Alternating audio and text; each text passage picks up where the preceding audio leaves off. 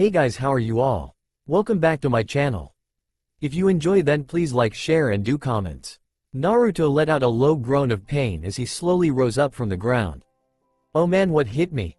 The blonde asked before he remembered what happened. Pain's attack, the killing of his godfather, his rage, and then Naruto immediately shot up and looked around trying to figure out just exactly where he was. The thing was, he didn't seem to be anywhere. All he was standing was complete and total darkness. There was absolutely nothing around him. It was like he was standing in the middle of a black hole. Minus all the gravity. Hello? Naruto yelled, "Where is everybody?" A female voice chuckled and said, "We are right here, Naruto-kun." Naruto spun around to see three people. Three very large people. The first one was a woman with long black hair and white skin. She wore a kimono with a diamond and star pattern and had a sense of royalty about her. The second was also a woman with long red hair and a kimono with a skull and fire pattern. The final one was a man wearing a samurai outfit with pale skin and long white hair. He also held a dagger in one hand. "Who are you supposed to be?" asked, with one hand resting on one of his swords. The man chuckled and said, "How can you ask such a question? You only saw me about 16 years ago." Naruto looked at the man strangely before saying, "Shinigami? Then that must make you Kami and Yami." The three nodded. Naruto immediately began to fear for his life. The boy then quickly bowed before the three deities. "No need to bow, Naruto," Yami said. "We are here to ask for your help." Naruto looked at the red-haired goddess and asked, "What for?" Kami answered, "There is a great evil coming. One that threatens not only this world but many others." The woman waved her hand and the darkness around them began to shift and change. It showed a large vastness with multiple stars in the background. In front of Naruto was a large planet covered in dark green clouds. Before Naruto could make his surprise known, he noticed a large dark cloud heading for the planet. Upon closer inspection, Naruto thought he saw large ships flinging smoke. The dark cloud hit and covered the planet, drenching it in darkness. Naruto heard screaming from the planet and there was a sudden rushing feeling. Naruto saw multiple dark monsters fighting through soldier sand, tearing them apart with their own hands or with powerful weapons. Finally, after killing their armies, the soldiers gathered up the inhabitants before a figure wrapped up in a cloak makes his way forward. The figure took out what looked like a tiny square-shaped casket. The man opened the box and a blast of red and black fire shot out and hit the people. More screaming was heard before the sound of tearing flesh. The smoke cleared, revealing the residents had been turned into monstrous creatures. The image faded, returning to the original black. "What was that?" Naruto asked, stumbling. "That was an army of darkness that has been infecting and ravaging planets for the past few days," Shinigami said. "Unfortunately, the heroes of their dimension were corrupted and eventually joined him in the pursuit of power. To make matters worse, we fear they may have found a way to travel between dimensions and will further spread this vile plague in an attempt to take over the multiverse." Naruto was staring wide-eyed at the god of death. Naruto shook his head to clear the cobwebs and said, "Are you saying you brought me here because I'm the only one who may be strong enough to stop this guy?" The deities all nodded. "You have proven you cannot be corrupted through all the madness you were put through as a child, Naruto," Kami said. "This makes you stronger than most. On top of that, you have all you've learned and those powerful new eyes of yours." Naruto looked confused at them for a second, making the three realize he didn't know he had the enhanced Rinnegan. Kami formed a mirror in her hand before holding it up to the boy. Naruto was shocked when he saw his eyes were now with rings and had a silver star in them. "These are just like Pain's eyes," Naruto said as he looked at his reflection. "Yes," Yami said, "they were a little creation of my sister called the Rinnegan. When the whole incident with the Biju fusing inside that statue happened, the stress behind it all allowed you to awaken it. On top of that, the Jubi's chakra caused it to mutate. Unfortunately, we don't know the full extent of its powers yet." Naruto looked at the woman before saying, "Wait, what about Hinata-chan and the others?" "Won't I have to?" Kami interrupted the boy and said, "Relax, we're working on a way for them to come to you should they need it." Naruto looked up at the woman and sighed, figuring that he didn't really have much of a choice. Besides, how many times do you get to say you were given a mission by Kami? He had to make sure that he didn't say that because he didn't want people to think he was insane. "So," Naruto said, "when do I start?" All three immediately replied, "Immediately." A portal opened up behind Naruto and the blonde was subsequently pushed in by Kami. Naruto stumbled on the other side and found himself in the middle of a large monastery. Naruto turned around and looked at Kami who came through the portal. "Where are we?" Naruto asked. Kami answered, "This is where you will be training." Kami then entered the monastery. Naruto followed her quickly and found himself in the middle of a large chamber where there were multiple wooden statues in the sides. What caught Naruto's attention were 4 figures sitting in what resembled thrones in the back of the monastery. 3 were males, 1 was a woman. The first man was tall, thin and was wearing a mix between ninja wear and samurai armor. The armor was on his chest, shoulders, forearms, and shins. The one on his shins had multiple bandages wrapped around them. He also had long pieces of cloth running off the metal sash around his belt and long silver hair tied in a ponytail that went down past his back. His eyes were even silver. In his left hand he held a long katana that was perfectly made for his height. The second man wasn't as tall as the first. He had a loose gray sleeve with a blue on the end of the sleeves. Over that he had on a wide-shouldered blue gi with red ropes bound around both shoulders. He had a brown leather sash wrapped around his waist with a long gray and red striped sheets coming down and long gray hakama pants with small metal boots. His face was covered in white makeup with red going down the side of his mouth and tall hat with long black hair. He had blue eyes that burned with incredible fire. Unlike the others, he held no weapon. The third man was large and muscular with tan skin.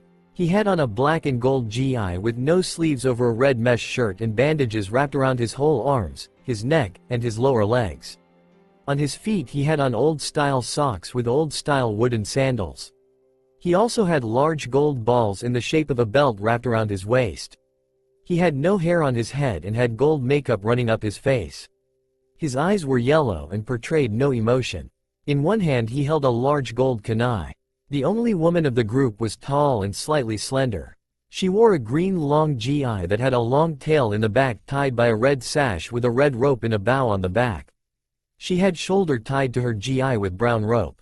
Over her arms she had dark green mesh with dark green forearms and light green fingerless gloves. On her feet she only wore bandages around her feet, ankles, and shins. Her hair was done in 2 hoops on the side and long braid in the middle. Her eyes were green and had a commanding look. She had a large kanabo set on her shoulders. The 4 Banes turned to Naruto and Kami. Slowly they all bowed to the deity. "Welcome, Kami-sama," the tall pale man said. "What brings you before the ninja tribunal?" Kami said, "A great evil has risen. One the tribunal will not be able to fight. I wish for you to train this boy. Help him become strong enough to fight." The woman walked over to the boy and looked him over. Naruto started to sweat as he knew that a woman could be downright dangerous if they were angry. "He does not look like much," the woman said. Kami looked down at her and said, "He is much stronger than you think. Now I'll leave you to your training. Good luck, Naruto. You'll need it." Before Naruto could ask what she meant, the goddess was gone. Naruto turned back to the tribunal and said, "Okay, I hope I'm not speaking out of turn when I say this, but who exactly are you people?" The 4 looked at each Tor. The man in makeup stepped forward and said, "I am Judo Shisho Ninjutsu, Master of Weapons." The very thin man stepped forward and said, "I am Kan Shisho Ninjutsu, Master of Spirit." The woman stepped forward and said, "I am Chikara Shisho Ninjutsu, Master of Strength." The woman then pointed at the large bald man and said, "He is Isom Shisho Ninja, Master of Strength." Naruto raised an eyebrow at the names. "I see you have questions," Judo said. "We shall explain over dinner. Come." Naruto followed the strange people. When they told their story, Naruto was completely shocked. In this world they were the strongest ninja alive. He was surprised that ninjutsu or the ninja arts were split up into stealth, speed, and power instead of what Naruto had learned. He was even more shocked that chakra was split into physical energy, ki, and spiritual energy, kai. He looked at them in utter surprise when they told him that they had been alive for thousands of years and they looked barely older than Asuma or any of the other Jonin. When they finished their story, Naruto odl his starting with the tale of the Sage of the 6 Paths. He explained his life, the fight with pain, and all the other powerful warriors he fought and beat. Though the boy was embarrassed when he remembered his loud-mouthed life when he was weak. Judo looked interested when he mentioned his abilities in the weapons forge.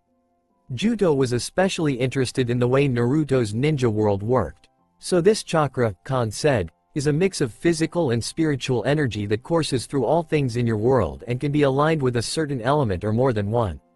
There is also elemental chakra that if used too much can turn a person to stone, while Yuki, or demon chakra, can actually kill a person if used too much. Naruto nodded and said, right. Chikara said, and these Kekai Genkai are mutations caused by Yuki in very small amounts. Naruto nodded and said, yes. Unfortunately, most of them learn to rely on them too much and let their other skills diminish. Isom shook his head at the sound of that. So what exactly am I going to be learning under you? Naruto asked. I will be teaching you how to harness great strength far beyond what you have now, Chikara said. Khan said, I will be teaching you how to harness your spirit and use it to its fullest as well as summon your avatar. Judo said, I will be helping you with powerful weapons and then how to use them to their fullest. Isom will teach you how to fully utilize speed and stealth to its fullest potential. Naruto nodded. He had a feeling these skills were something that he was going to be needing in the near future. Now to bed, young Naruto, Chikara said, we will start your training first thing in the morning. Naruto smiled at the woman and rose up, heading to his bedchambers guided by those wood statue things. The next morning, training with Khan. Naruto stood in front of Khan, both of which were sitting in a lotus position. The only difference from yesterday was that Naruto had a gold medallion around his neck and he wasn't wearing his trench coat since it was torn to pieces in his transformation back in Konoha. Naruto decided that while he trained with the masters he would leave a few dozen shadow clones back at the bedchambers practicing with the 6 parts that he remembered Pain using in a book he found in his pocket, probably left by Kami, entitled, The Idiot's Guide to the Rinnegan. The spirit, Khan said, is only as strong as the will of the warrior. When one focuses his spirit it manifests on the body as special markings.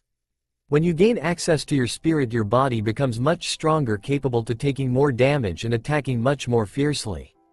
The avatar is the animal that represents you. For example, the wolf represents ferocity and speed.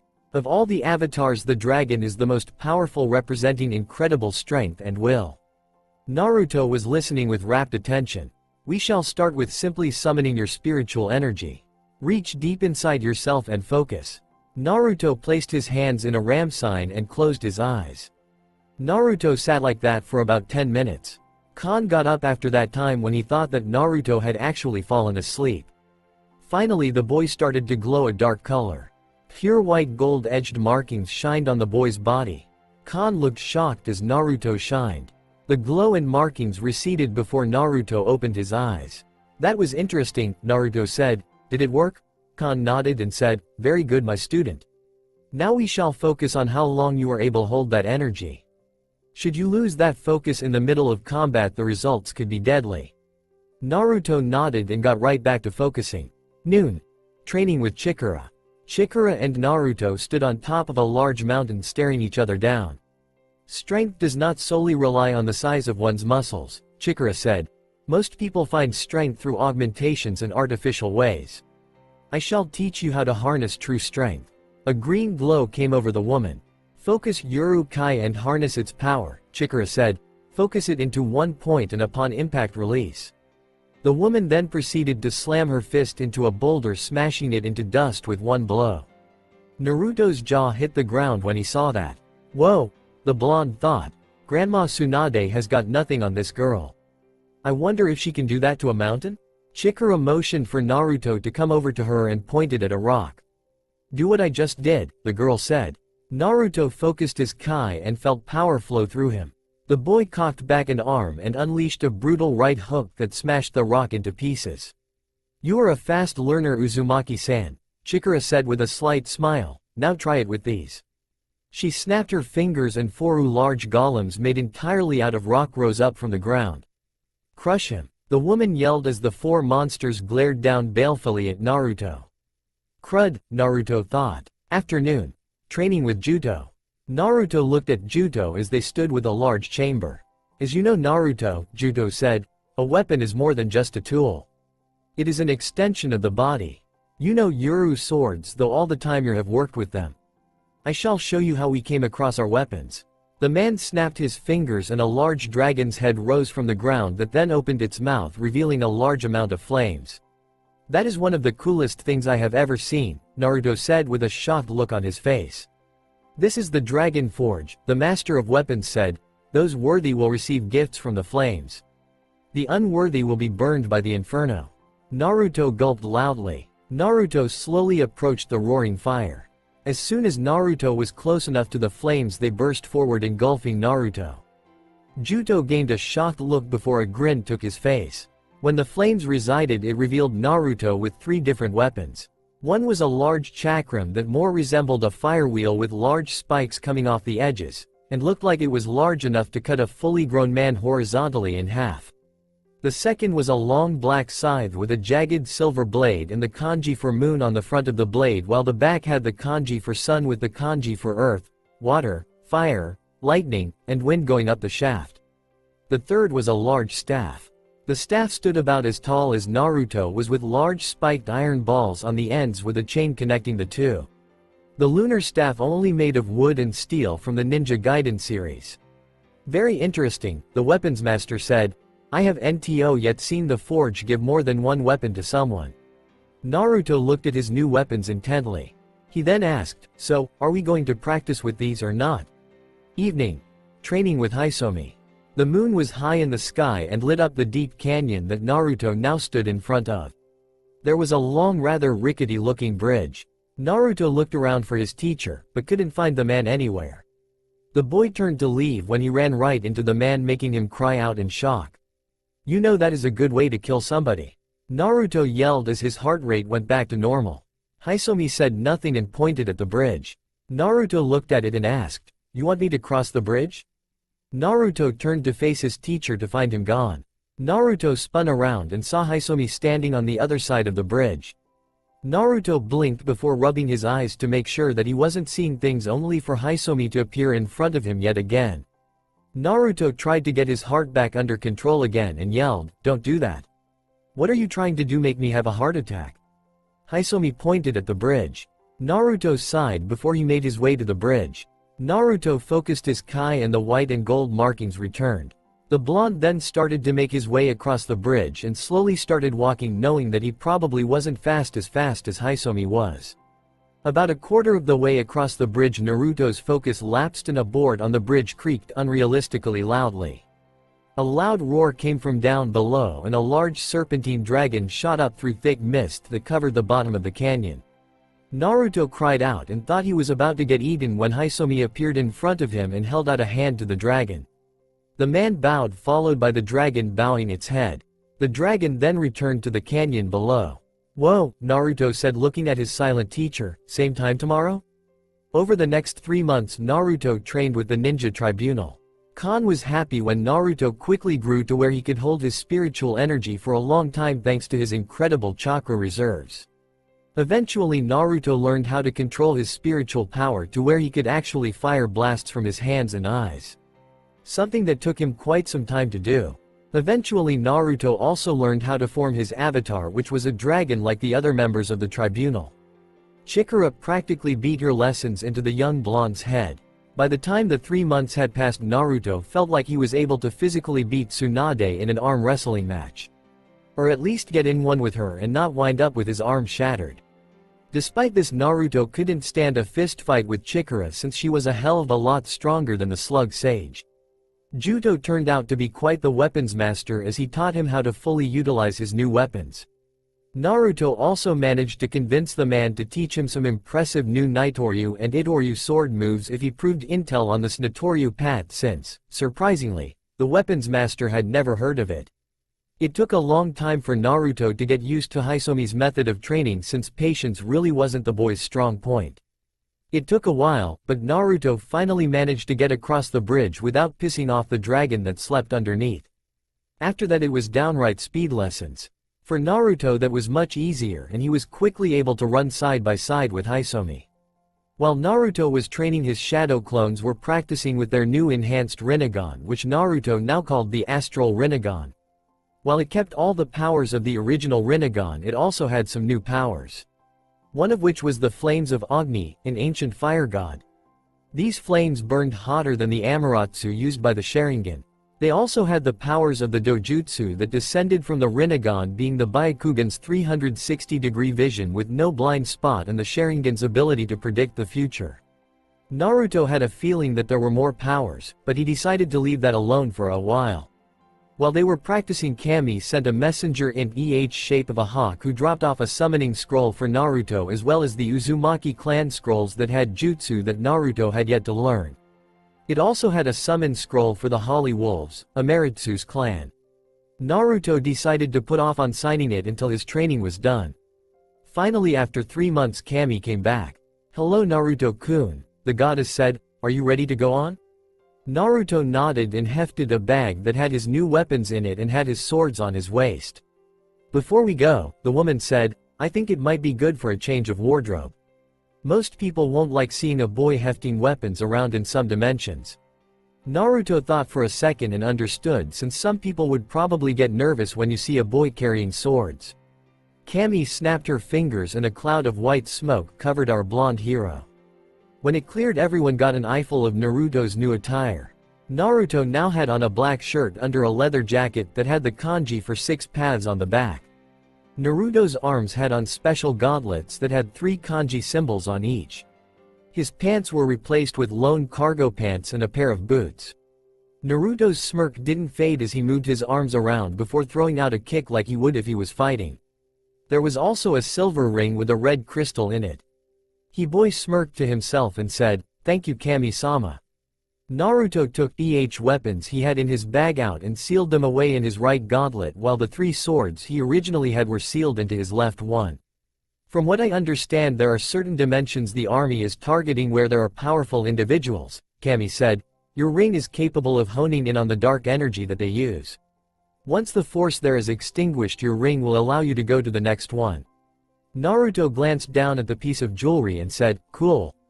Wait, won't it break?" Kami shook her head no and said, "The ring is made of a very dense metal. It can take a lot of damage. Oh, and you might want to try getting bodies for that 6-path thing Pain used. It will really come in handy in the future." Naruto nodded at the goddess and his ring flashed red bore. It formed a large portal in front of him. "Bye guys," Naruto said, "see you around, maybe." With that, Naruto stepped forward and entered the portal, thus beginning a new chapter in the young blonde's life. It was a quiet night in the city. All the citizens were asleep while most of the criminals were either in jail or in the insane asylum. All seemed normal for the most part. Unless you count a man in a cape and cowl with a bat theme running across the rooftops with a young boy wearing a red kotsume with a black cape and an eye mask. Normal in the case of Gotham it was. "Doesn't look like anything is going on tonight," the young boy, Robin, said as he looks out over the city. "I never thought I would say this," Batman said, "but we might actually have to turn in early." Robin said, "You say it sound like a bad thing." Apparently the pair had spoken too soon as a bright flash suddenly went off in a nearby alley. The 2 heroes of Gotham ran across the rooftops with impressive acrobatic skills. When they reached the alley, they saw a blonde kid in a jacket, with cargo pants, and a red shirt with armbands walking out of a portal. Naruto sniffed the air in the new realm and went, "Wow. And I thought some of the places back home were cesspools." The blonde then started to walk out of the alley when he suddenly sensed the presence of 2 people nearby. "I know you 2 are there," Naruto said. The pair then jumped down and landed near the young man. Naruto looked the 2 over and said, "What's with the weird getup?" Robin glared at Naruto and said, "Well, at least we don't look like some high school movie reject." Naruto chuckled and said, "Wow, nice comeback you little man. Now if you'll excuse me, I have some important stuff to deal with. And that doesn't include playing with a man in a rubber suit and his young boy sidekick." Robin glared at Naruto and charged at him, intent on clobbering him for the insult. Naruto simply sidestepped to avoid the kick thrown at his head. The young Namikaze simply threw his leg up, striking Robin in the chin and sent him flying into a nearby dumpster. "Ouch," the boy wonder said as he crashed. Naruto slowly lowered his limb and rolled his eyes. The blonde looked at Batman and said, "Pal, if you want that kid to survive in the world on his own, I suggest you teach him how to control his anger." Batman shrugged his shoulders under his cape before nodding. "Batman." The man in black turned to see a man wearing red and blue tights with a long red cape with a diamond on his chest that had a big red S in it. Jean said he picked up some powerful energy readings in the area. The man said, "Have you seen anything?" Batman simply pointed at Naruto. Naruto looked up at the man and said, "Does everyone in this dimension dress so excessively?" Superman turned to the Dark Knight with a raised eyebrow. "Apparently this kid is from another dimension," Batman said in his usual monotone voice. Superman then gained a look of understanding. He looked at Naruto and said, "Listen kid, we need you to come with us." Naruto shook his head and said, "Sorry big guy, but I can't do that. My godmother always told me to never go off with strangely dressed men. So, goodbye." With that the blonde vanished in a sudden burst of speed, leaving a shocked and surprised pair of superheroes. Robin rose up from the dumpster after his surprising flight and asked, "What did I miss?" The following morning, Naruto woke up instantly after being hit by the rays of the sun. The boy looked up and yawned loudly as he stretched out and popped his back. Naruto looked around a little bit confused to where he was. That was when he remembered. After his encounter with the oddly dressed duo, the super-powered blonde had run off as fast as his legs could carry him. He actually ran past a dude who was drinking on the side of the road. If the whiskered boy had looked back, he would have seen the guy empty the bottle on the ground next to him. Naruto looked up and saw that he was currently waking up on the roof of a building that had what looked like a planet on top of it. "Well, at least the sights are pretty," Naruto said as he rose up. The blonde looked out over the city and was surprised at what he saw. Massive buildings built high into the air.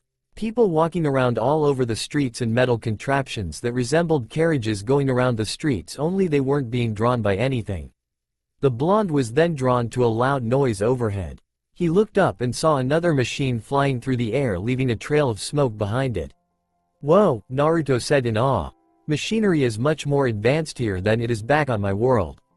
Naruto looked down at the city and activated his astral Rinnegan. He looked down and what he saw shocked him. There was no chakra in any of the people below. While he was training with the tribunal, Naruto saw that there was energy with everything from the humans to the earth itself. There was no chakra or kai in anyone here. "This place really is different from my home," Naruto said. "If they don't have chakra, I really doubt that they have ninjas." Naruto then teleported down into an alley and walked into the crowd, easily blending in. Well, not too much anyway. Apparently there was a constant in the universe that continued to follow him wherever he went: fangirls.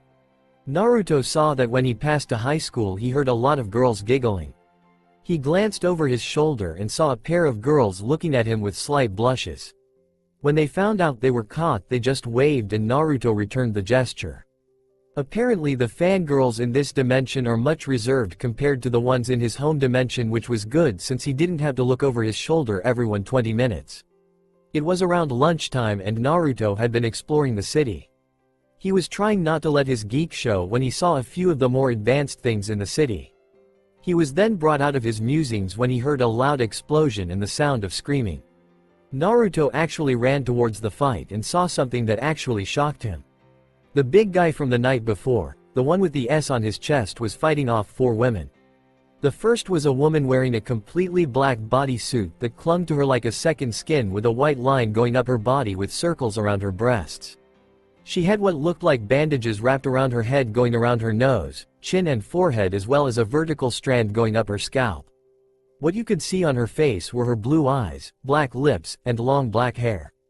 The second was shorter and didn't really seem to be wearing anything except a loincloth. Her body had a tan complexion with black markings all over her body. She had on a pair of green gloves that had black spikes that crackled with electricity. Her hair was green with a red object in the middle of her forehead and had an insane look on her face. The third was the largest of them. She wore what looked like a red cloth bodysuit with gold chestplate armor, boots, collar, and hood. She also had a black belt around her waist with an orange buckle. On her eyes she had sunglasses. Unlike her other companions, she didn't have a weapon. The fourth woman was obviously the oldest, if the wrinkles and white hair were any indication. She had on a deep green outfit with dark green gloves that went over her elbows. She also wore a yellow cape on her back and she held a staff in her hand. "Good work, my little ones," the old woman said. "Now finish him." The girl with the cloth whip raised her weapon when the girl with the claws stopped her. "Hey Lashina, how come you get to kill him?" "I want to kill him," the girl with the claws whined. Harriet, we've been over this, Lashina said. I'm the leader. I get to avenge Lord Darkseid. The girl in red stepped up and said, no way. I want to crush him. The three girls started arguing while the old woman face palmed at the sight of her three girls arguing. Ever since Darkseid's second death, the girls had been arguing more and more like teenage girls. Then again, they were teenagers. Naruto may seem clueless in this chapter, but he's not used to beings from other planets, and he doesn't know about the whole apocalypse deal in the DC universe. Kids, Naruto said, appearing next to the old woman, what can you do with them?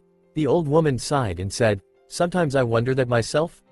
The old woman then turned to face Naruto, who said, hey there. The woman said, who are you supposed to be? Naruto smiled and said, Maelstrom, at your service. The old woman shook it and said, they call me Granny Goodness. Naruto chuckled to himself and finally asked, by the way, why are your girls over there trying to kill the boy in blue? Granny answered, we are going to get revenge on him for killing our dear Lord Darkseid. Besides, Meatloaf always did get in the way of our master's plan to wipe out this pathetic world. Naruto looked at the old woman with a blank look. There were a few seconds of silence before saying, oh, well. In that case, wham, bam, crash. The three girls and Superman spun around to see Naruto slam his boot into Granny's Goodness face and send her flying into a nearby building. Granny! The three girls yelled before shooting glares at the boy who just set his foot down on the ground. Who are you supposed to be? Lashina snarled, twirling her whip. It is common courtesy to give your name first, Naruto said as he glanced at the three ladies. Lashina, the girl introduced herself, that's Mad Harriet and Stampa. Now how are you? Naruto cracked his neck and answered, call me Maelstrom. Stampa cracked her knuckles and growled, well then Maelstrom. I'm going to show you fury in a woman's foot. Naruto raised an eyebrow and asked, you're a woman? Now Naruto did know that the girl was a woman since Granny had called them all girls before. He was just trying to get under the woman's skin, and judging by the vein bursting in her head, the dark growl, and the killing intent coming off her, he got pretty deep. Stampa roared in fury as she charged at the boy who dared question her as a lady. Stampa jumped up intent on landing on Naruto. The blonde simply closed his eyes and called on his powers. The boy then held his arm out in what seemed like a futile gesture. At least until the large woman stopped right in midair. Don't be too eager to rush your opponent, Naruto said, it will always end badly. Naruto then threw his arm to the side and Stampa was sent flying into a wall. The remaining female Furies stared in shock. Normally when Stampa was pissed nobody could stop her. This guy had just stopped her in midair with a wave of his hand and sent her flying like a rag doll. What was this guy? Stampa quickly recovered on the ground and jumped up with a loud snarl and charged at Naruto, intent on clobbering him like a punching bag. As the large woman neared, Naruto whispered, paper drawing. Naruto simply dodged the punch and the next one and the powerful kick that followed that. Naruto's body seemed to bend with an incredibly flexibility that was not natural. After a few seconds, Stampa raised her leg and stomped on the ground. Naruto was glad that he dodged that one, as when the smoke cleared it showed the ground had been shattered.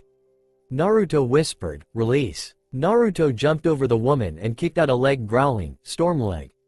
An energy wave came off Naruto's leg and hit Stampa's back, making her cry out and stumbled forward. She spun around and was about to try to clobber Naruto when said blonde landed in front of her and yelled, legs. A sudden kick to the legs launched the large woman into the air, surprising her comrades. Twister. Naruto then jumped onto his hands and spun, slamming his leg into the vulnerable woman's body, knocking her backward and smashing her into a wall. Stampa rose up and Naruto charged at her with one leg extended and yelled, mutton shot.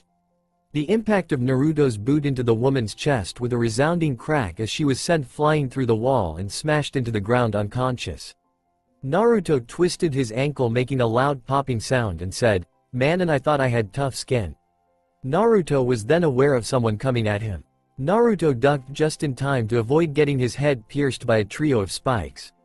Naruto then threw up his foot and impacted Mad Harriet's chin, knocking her back. You're tougher than you look, Harriet said. Maybe Granny will let me keep you after I cut you up. Naruto looked at the insane-looking woman and focused chakra into his left gauntlet. He threw up his arm and the light and dark sword of his 3 swords appeared out of the smoke as Naruto caught the 2 weapons before taking up a stance. "Let's see how you like getting cut up, you freak show," Naruto said with the blades pointed at the woman. Naruto charged at the woman and they met with a loud clang as her spikes met his sword. The pair wrestled for dominance before Naruto added chakra to his swords and pushed back. Naruto then spun on his heel and with a mighty kick knocked the mad woman back. "You're going to have to do better than that if you want to beat me," Mad Harriet snarled as she glared at him. Naruto simply crossed his swords and said, "Two sword style, hawk wave." A sudden powerful blast of wind knocked the insane alien backwards and disorienting her for a brief moment. Naruto then swung both his swords and yelled, "Two sword style, 108-pound cannon." The waves of energy that came off the pair of swords easily sliced through her normally thought skin, making her cry out in pain.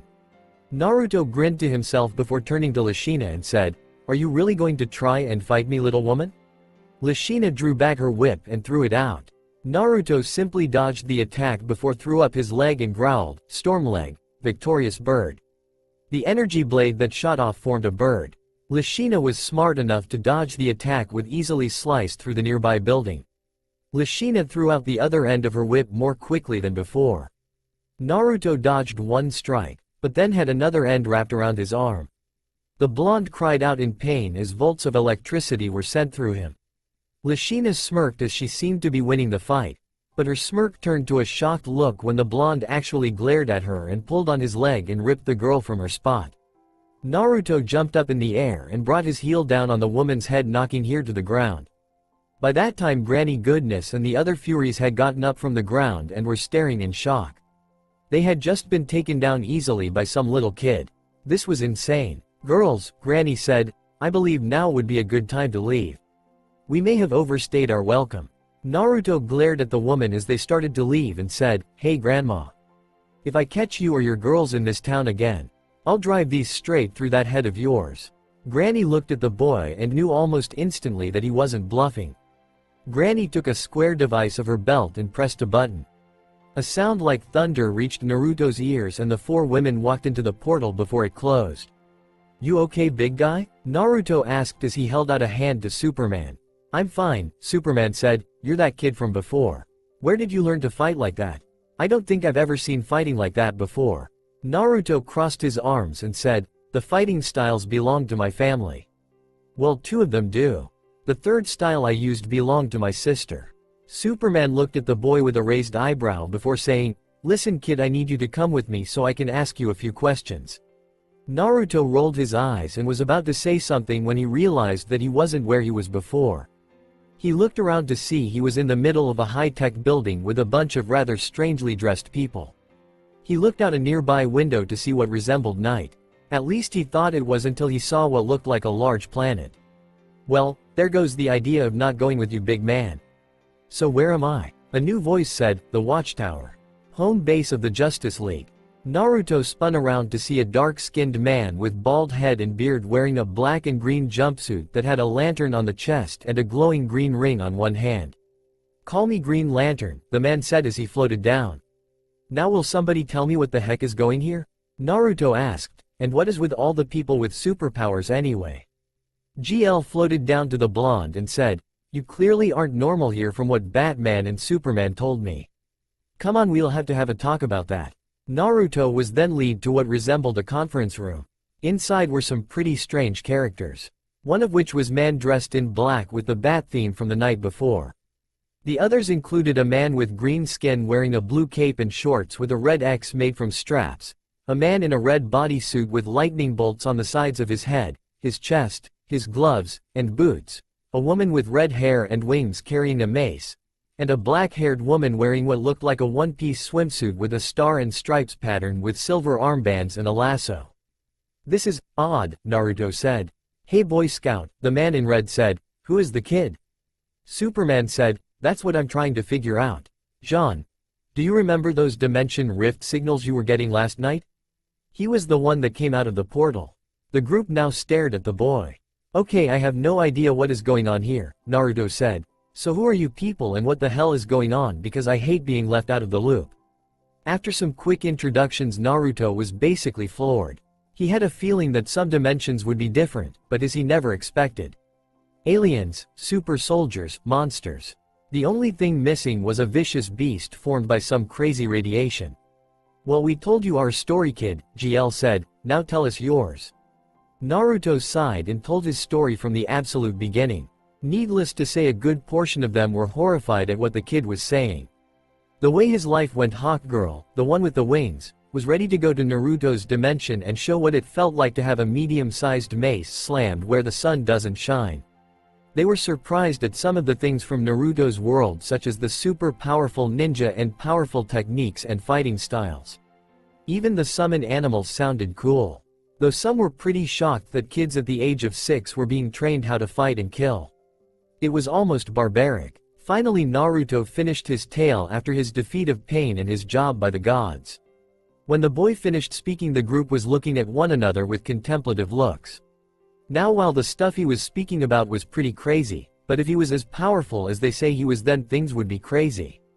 "So what happens now?" Naruto asked. Superman said, "Well, while we can back up your claims with the portal thing, we are going to need to see if you really are that powerful. While I have seen your strength firsthand, I think some of my friends here might want a second opinion." Naruto nodded and said, "Great, can we do this in an open place? I'd rather not be held liable for damage." Superman nodded and said, "I think that can be arranged. Shayera, show the kid to one of the spare rooms we have. He can rest there until the demonstration." With that, the Thanagarian woman got up and led the boy to his room. As she left, Superman said, "What do you think?" Batman said, "We'll wait until his demonstration to think anything. If he really is that powerful, we'll have to keep tabs on him." The rest of the League's original members nodded. "So we wait until then," Superman said, "this should be interesting." It had been a few hours since Naruto had arrived at the watchtower. The spiky blonde had been sent to a room with a bed, TV, and a few of the other essentials. Naruto was currently flipping through channels on the TV. He had to admit that some of these shows were pretty cool. He found a fondness for a show called 1000 Ways to Die. While some of the deaths were unfortunate, he was glad that most of the people who got killed on the show were criminals. Has anyone else ever noticed that? He also admitted that some of the cartoons showed for younger kids were pretty weird. He was currently watching an episode of a show called Repo Games, when there was a knock at the door. The blonde rose up and went to the door. When he opened it, he found a woman wearing a green top and a pair of green pants that hugged her curves, with green hair and earrings. "Yes?" Naruto asked as the woman was silent. "I'm here to take you to where you'll be tested," the woman said in an accent that Naruto didn't recognize. As she led the boy away, Naruto had to ask, "So, is there a reason you were staring at me earlier?" Naruto asked. The woman looked at the kid and said, "When I was told I would be getting someone powerful who may end up joining the League, I wasn't expecting someone so young." Naruto looked at her and said, "Really? Back home I'm registered as an adult." The woman stopped and turned to face the boy with a shocked look on her face. "Really?" the woman asked. "Here someone doesn't become a legal adult until they turn 21? Naruto looked at her and said, "Lady, where I'm from, as soon as you get this headband you're a legal adult. You're old enough to drink, old enough to kill, old enough to do other things." The woman looked shocked and a little disturbed at the kill remark. "Your world is strange," the woman said. "By the way, my name is Fire." The rest of the walk was in silence. The group arrived at the transport pad and in a bright flash of blue vanished. When they reappeared, Naruto noticed a sudden change in temperature. Naruto looked around to see that he was in the middle of a desert that had what looked like an old western town that he saw in a movie before he came here. "So you're the guy the big man wants us to fight," a voice said. Naruto turned and saw 5 heroes. The first was a tall, muscular man with black hair. He had on a red shirt and pants with gold boots, a lightning bolt on his chest, and a short white cape. The second was a man who looked like he was completely silver with red gloves and boots, with a white star in his chest that had a red outline. The third was a woman with tan skin, white hair, and a blue leotard with a white iceberg insignia on the chest. She also had white gloves and boots. The fourth was pretty strange to Naruto. The man was covered in blue armor that seemed to resemble a beetle's shell. His face was completely black with red eyes. If Naruto could see behind him, he would see a beetle on his back. The fifth was a dark-skinned woman with black hair wearing an orange leotard that was cut down the middle with boots and clawed gloves.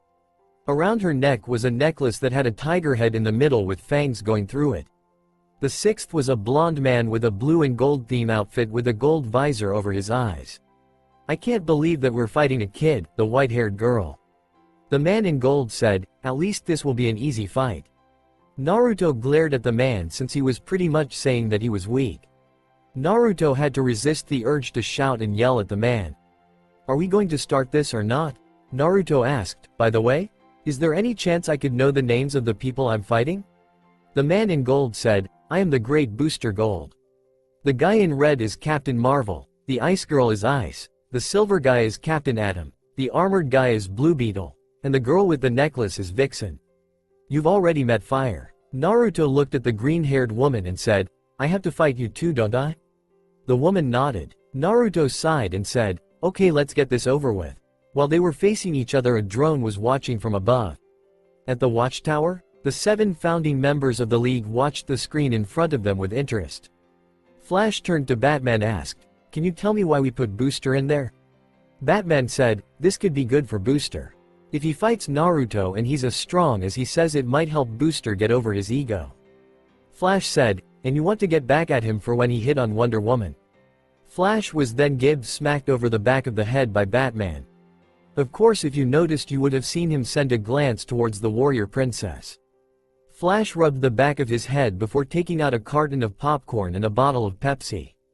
Back on Earth, Booster floated up into the air and flew right at the blonde. Naruto simply sidestepped to dodge the rather sloppy punch that Booster threw. Naruto yawned in a bored fashion. Is he done yet? Naruto asked as he dodged another sloppy strike. Booster growled in annoyance and said, will you hold still? Booster threw another punch, this time charged with a gold energy. Naruto quickly brought up high foot before it came crashing down on the masked blonde's skull with a loud crack. Booster's body from the neck down was in mid-air before they joined the rest of his body on the ground. Naruto looked down at the unconscious man before looking up at the others. So is this where things get serious? Naruto asked. His response for Captain Atom's hands flashed blue before a blast of radiation flew at the boy. Naruto dodged the attack that burned down one of the small houses nearby. Now this is what I'm talking about, Naruto grinned to himself. Atom flew at him with radiation still ignited over his hands. Naruto dodged attack and slammed his fist into Atom's face. To Naruto's surprise, he didn't hit skin. That felt like he was made of fabric. Naruto figured that this might have had something to do with his powers over radiation. Naruto grimaced. This means he couldn't use his finger gun, sword, or storm leg techniques. Up in the watchtower, Batman noticed the young Namikaze's look. I think he just found out about Atom's suit, the Dark Knight said. Everyone looked at the screen with interest. Back on Earth, Naruto put his hands in his pockets calmly. Naruto simply looked at the man and bent his knees slightly. Atom was expecting anything. What he wasn't expecting was for the blonde to suddenly vanish from sight. Atom's eyes widened as Naruto appeared below him and swung out a kick. Legs. Atom quickly jumped over the kick, but was wide open when Naruto used the momentum to spin up into a handstand, spinning with his legs outstretched. Atom's arms were hit by the kick and he was sent flying back. The former military man was shocked at the strength that this kid had. He was currently wishing that he had been here years ago so he could have been drafted into the military. Atom blocked another kick to the chest and a punch to the face followed it. Atom focused his power and fired a blast. Paper drawing. Slime. Naruto's body seemed to move like ooze to avoid the radiation blast before it took its original shape. Naruto then launched himself at the silver-coated man. Neck. Naruto spun on his heel, slamming his foot into the man's throat. Atom hit the ground with a crash, forming a small indentation where his head impacted. Chest. Naruto shot his leg downward, slamming it into the man's chest, knocking him deeper into the ground. Naruto then walked away from the body. Naruto heard a groan in pain and turned around to see Atom is still up. Atom charged at Naruto with his hands glowing with radiation. Naruto jumped over the man as he charged. Naruto spun around with his leg extended in a roundhouse motion. 3-point cut. Naruto spun on his like heel and sent out 3 kicks simultaneously. The kicks hit Atom's face, chest, and throat before Naruto wrapped his leg around the man's neck and called out, "Reception." Naruto then slammed the radioactive man into the ground, forming another crater. Naruto looked down to see Atom was now unconscious. Naruto looked up and said, "Next." His answer was a beast-like growl. Naruto found himself dodging the claws of Vixen, who was attacking him wildly. Naruto dodged a particularly vicious strike aimed at his throat before catching the woman's arm and drawing back his arm. Finger gun. Naruto shot his arm forward. To the surprise of everyone watching, the lone finger actually pierced the wild woman's skin. Naruto then slammed his fist into her jaw, knocking her backwards. As she fell, Vixen touched the pendant on her necklace. The ghostly image of a donkey formed around her as she lifted her legs and shot them back at Naruto. The blonde was quick to dodge the technique that slammed into a wooden post, smashing through it. Naruto whistled and said, "Power of the animals. Sounds like some of the clans back home." Before Vixen could question him, Naruto jumped forward, swinging his fist. Stern beast. A high-speed punch slammed into Vixen's stomach, making her double over. Naruto then threw up his leg, catching her in the throat. A side kick then planted itself into her stomach, knocking her off her feet and into a nearby wall. Naruto then brought up his arm with one finger pointed out before pointing it at the downed Vixen. Flying finger gun. Plectrum. Naruto flicked his finger, sending a compressed air bullet at the downed heroine. She cried out as she felt the air bullet pierce her skin. Her shout was stopped short when Naruto appeared in front of her and stomped his foot down. Vixen was knocked out as soon as Naruto's foot slammed into her stomach. Naruto didn't even get a chance to see if the damage of the strike was bad, as he suddenly dodged a blast of bright green flames before dodging a blast of ice shards. Naruto looked and blushed slightly at seeing fire bright green in color, with green flames for hair and green fire acting as a bikini. Fire launched another jet of flames at Naruto. The blonde simply drew a deep breath before firing a blast of his own. The two flames cancelled each other out. Naruto quickly dodged a few ice shards thrown at him from ice.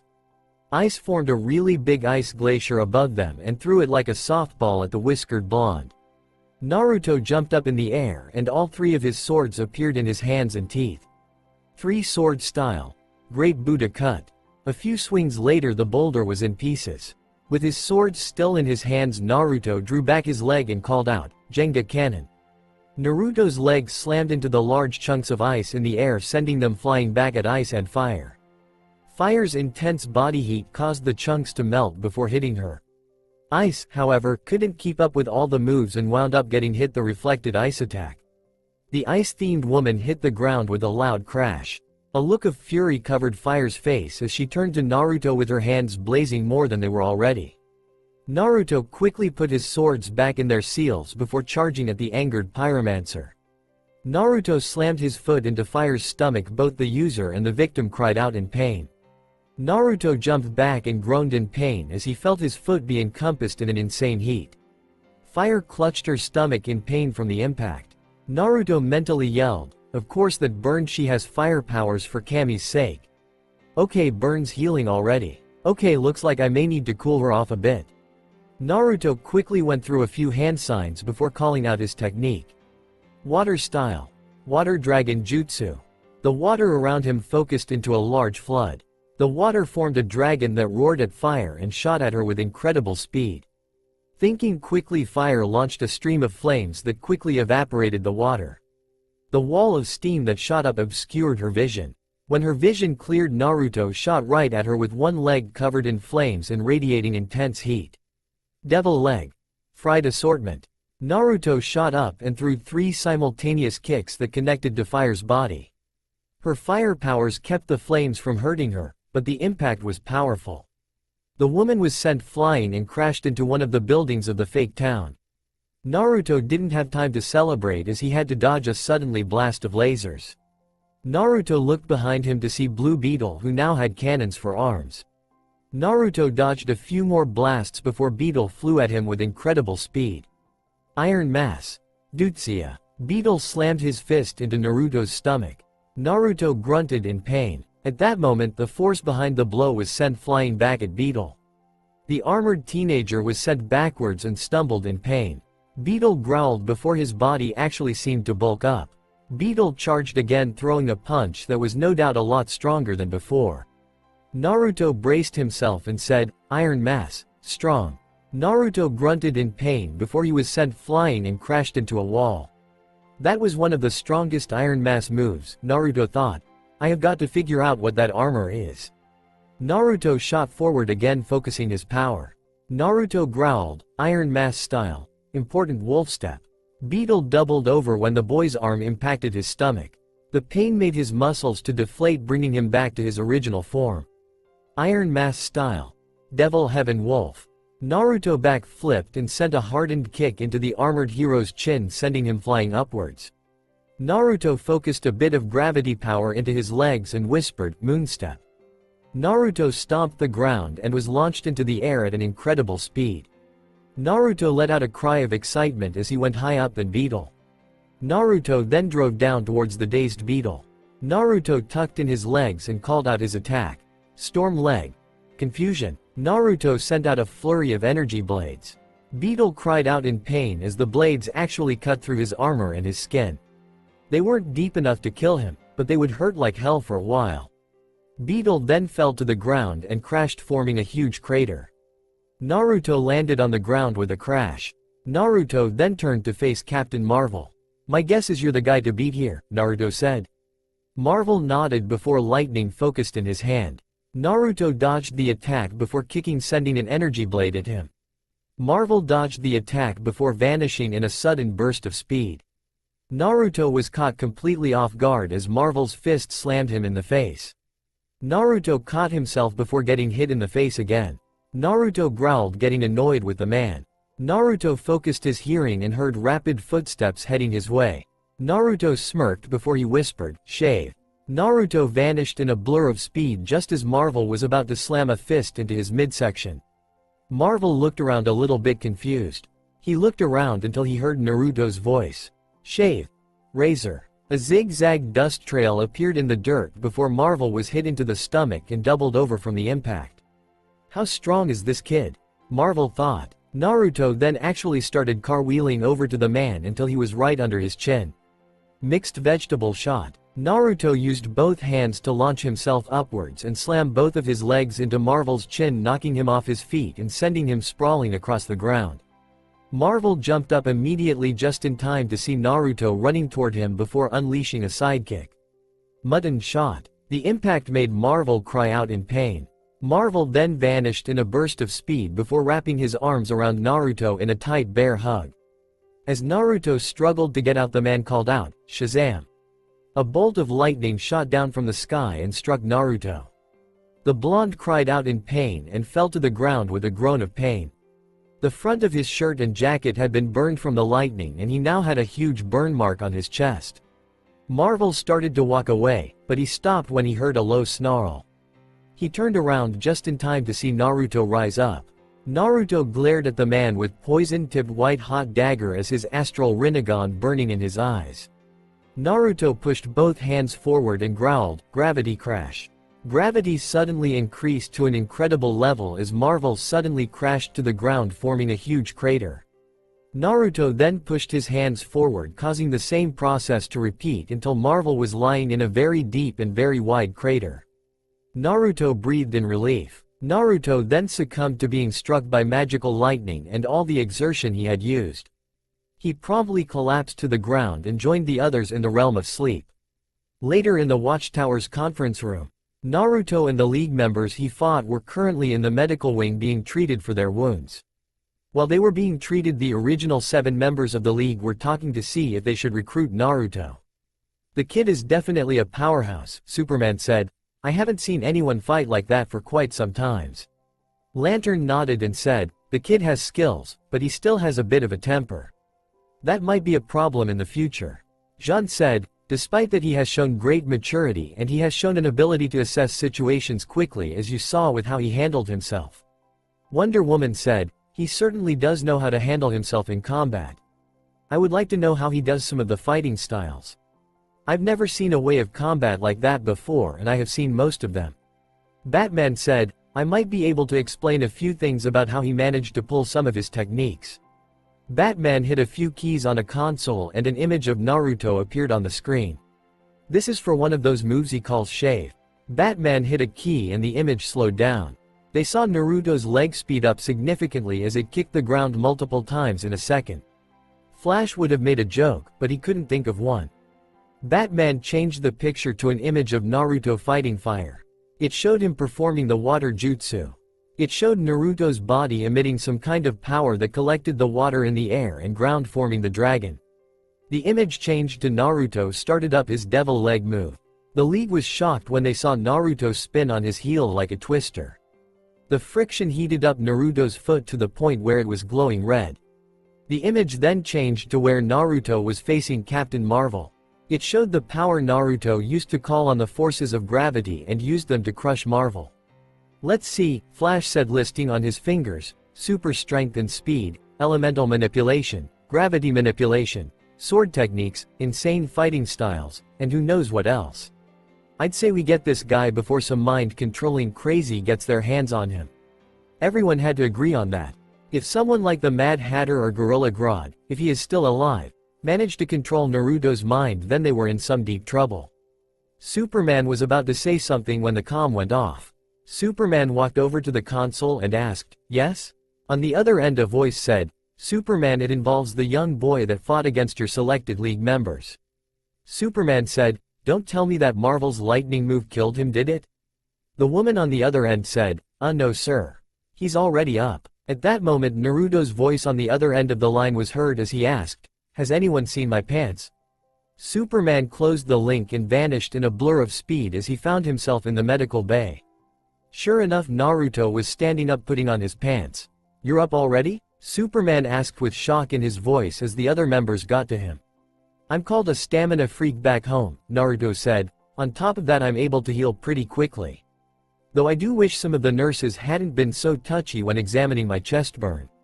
A few of the nurses blushed when he said that and started to whistle innocently. Superman was just looking at Naruto shocked. He was a fast healer too? Man, this kid was like the premium package of superpowers. What's next? Is he going to be able to bring people back from the dead? "Anyway," Superman said, "we've been talking and we've decided it would be beneficial to join the League as a full member." Naruto grinned and threw his arm up in victory before wincing and rubbing his chest. "Sorry," Naruto said, "my chest is still a little sore." Batman nodded and said, "You'll need to stay here for a while though. Since you aren't from our dimension, you technically don't exist. We'll need to time to fabricate you an identity." Naruto nodded and said, "Thanks." Flash then said, "Come on kid, I'll show you around. First stop the cafeteria." Naruto grinned and said, "Great. I'm starving." Soon Flash would be slapping himself as he saw the bottomless pit that is Naruto's stomach. It had been a few days since Naruto had fought the League members and won. After he astounded and freaked out a lot of people with his near bottomless pit of a stomach, Naruto was summoned by Superman and made a member. At the same time, Batman was working on forging a fake identity for Naruto. His full name was Naruto Uzumaki Namikaze. He was born in Japan to young Japanese woman in the southern part and an American who went there to discuss business with a company. Both parents died in an automobile accident 3 years ago. Naruto had to admit Batman was pretty thorough. He was able to forge the documents of his birth, the crime reports, and all the other paperwork pretty easily. Naruto was currently lying on his bed staring up at the ceiling when the sound of knocking reached his ears. The boy walked up to the door and opened it to reveal Jean. "Hey Big Green," Naruto said, "what's up?" Jean answered, "I need you to come with me. Batman has finally found you a place to live while you're in this dimension." The last remaining Martian then guided Naruto down the hall to the teleport pad and in a flash they were gone. When they reappeared, Naruto stumbled a bit. "I don't think I'll ever get used to that," Naruto said as he regained his balance. Naruto turned around. His eyes widened as he saw a medium-sized house. When Naruto entered, he was shocked at what he saw. There was a high-definition TV with surround sound. The latter I know is awesome. And a medium-sized couch that could seat up to 3 people. The dining room had a table that could seat 4 with a lamp hanging over it. The kitchen had a large fully stocked fridge, a granite counter, a few cupboards, and a dishwasher. Naruto went into the back of the house into the back, finding a medium-sized bathroom which was already stocked with soap, towels, cloths, and toilet paper. There was a main bedroom that had a queen-sized bed and a secondary room that had one of those beds that comes down out of the closet. Naruto smiled and said, I got to admit the bat sure knows how to set things up. Jean smiled to himself and said, he does. I'll leave you to get to know your town. Welcome to Gateway City. With that, Jean teleported back to the watchtower to leave Naruto to get used to his new home. The blonde Jinchuriki smiled, as he walked down and sat in front of his new TV. About an hour later, Naruto had gotten tired of watching TV as there was nothing really on. With that in mind, he set off to explore the city. Since he didn't have a car yet, he decided to get to one of the more social part of the city via Shushin. He actually did have one, but he just hadn't checked the garage yet. Naruto was actually enjoying his walk. He was currently in the park taking in some of the scenery. The dimensional blonde was walking around when something reached his ears. It was the sound of people fighting. Naruto followed the noise and found a pair of teens, a black-haired boy and a red-haired woman surrounded by a bunch of punk-dressed thugs, each of which had a sickening grin. Why don't you just hand over your money, little boy? The thug leader said, holding a knife up. The boy gulped and said, oh okay, here. The boy took out his wallet and the thug snatched it. He looked at the wallet and took out some money. He went through the bills and said, I don't think this will cover your protection fee. One of the other thugs grabbed the girl the boy was with and groped her while he swiftly licked her neck. This will do, the thug groping the girl said. The boy snarled and yelled, get off her. The boy grabbed the thug, but got kicked in the stomach and knocked to the ground. The lead thug held out his knife and put it in the boy's face. You shouldn't have done that, Junior, the thug sneered. Now, I'm gonna have to make an example of you. He grabbed the boy by the hair and lifted him up. He took the knife and put it at his throat. First, the thug said with a sick grin, we're gonna make you watch while we have some fun with your girl.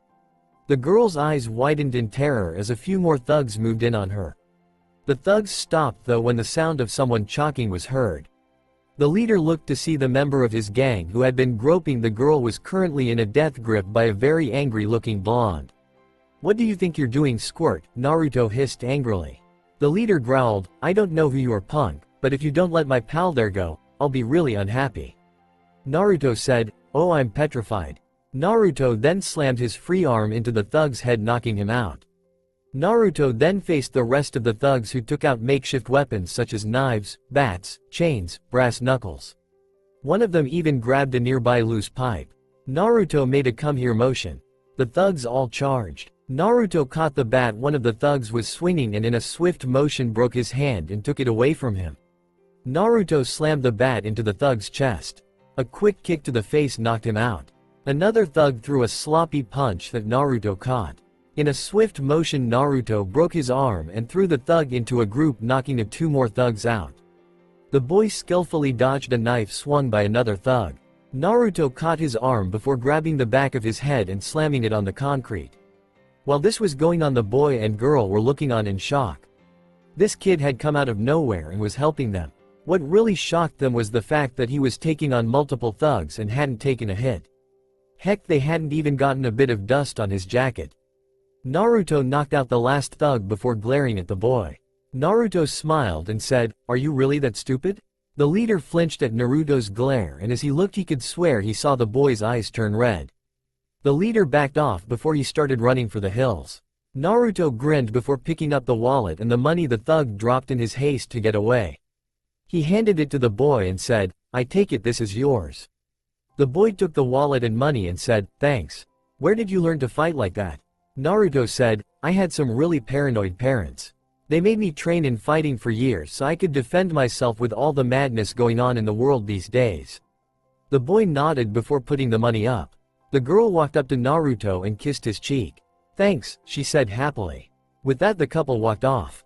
Naruto grinned in satisfaction and looked at the setting sun and made note of the time. With that he headed home. Time skip.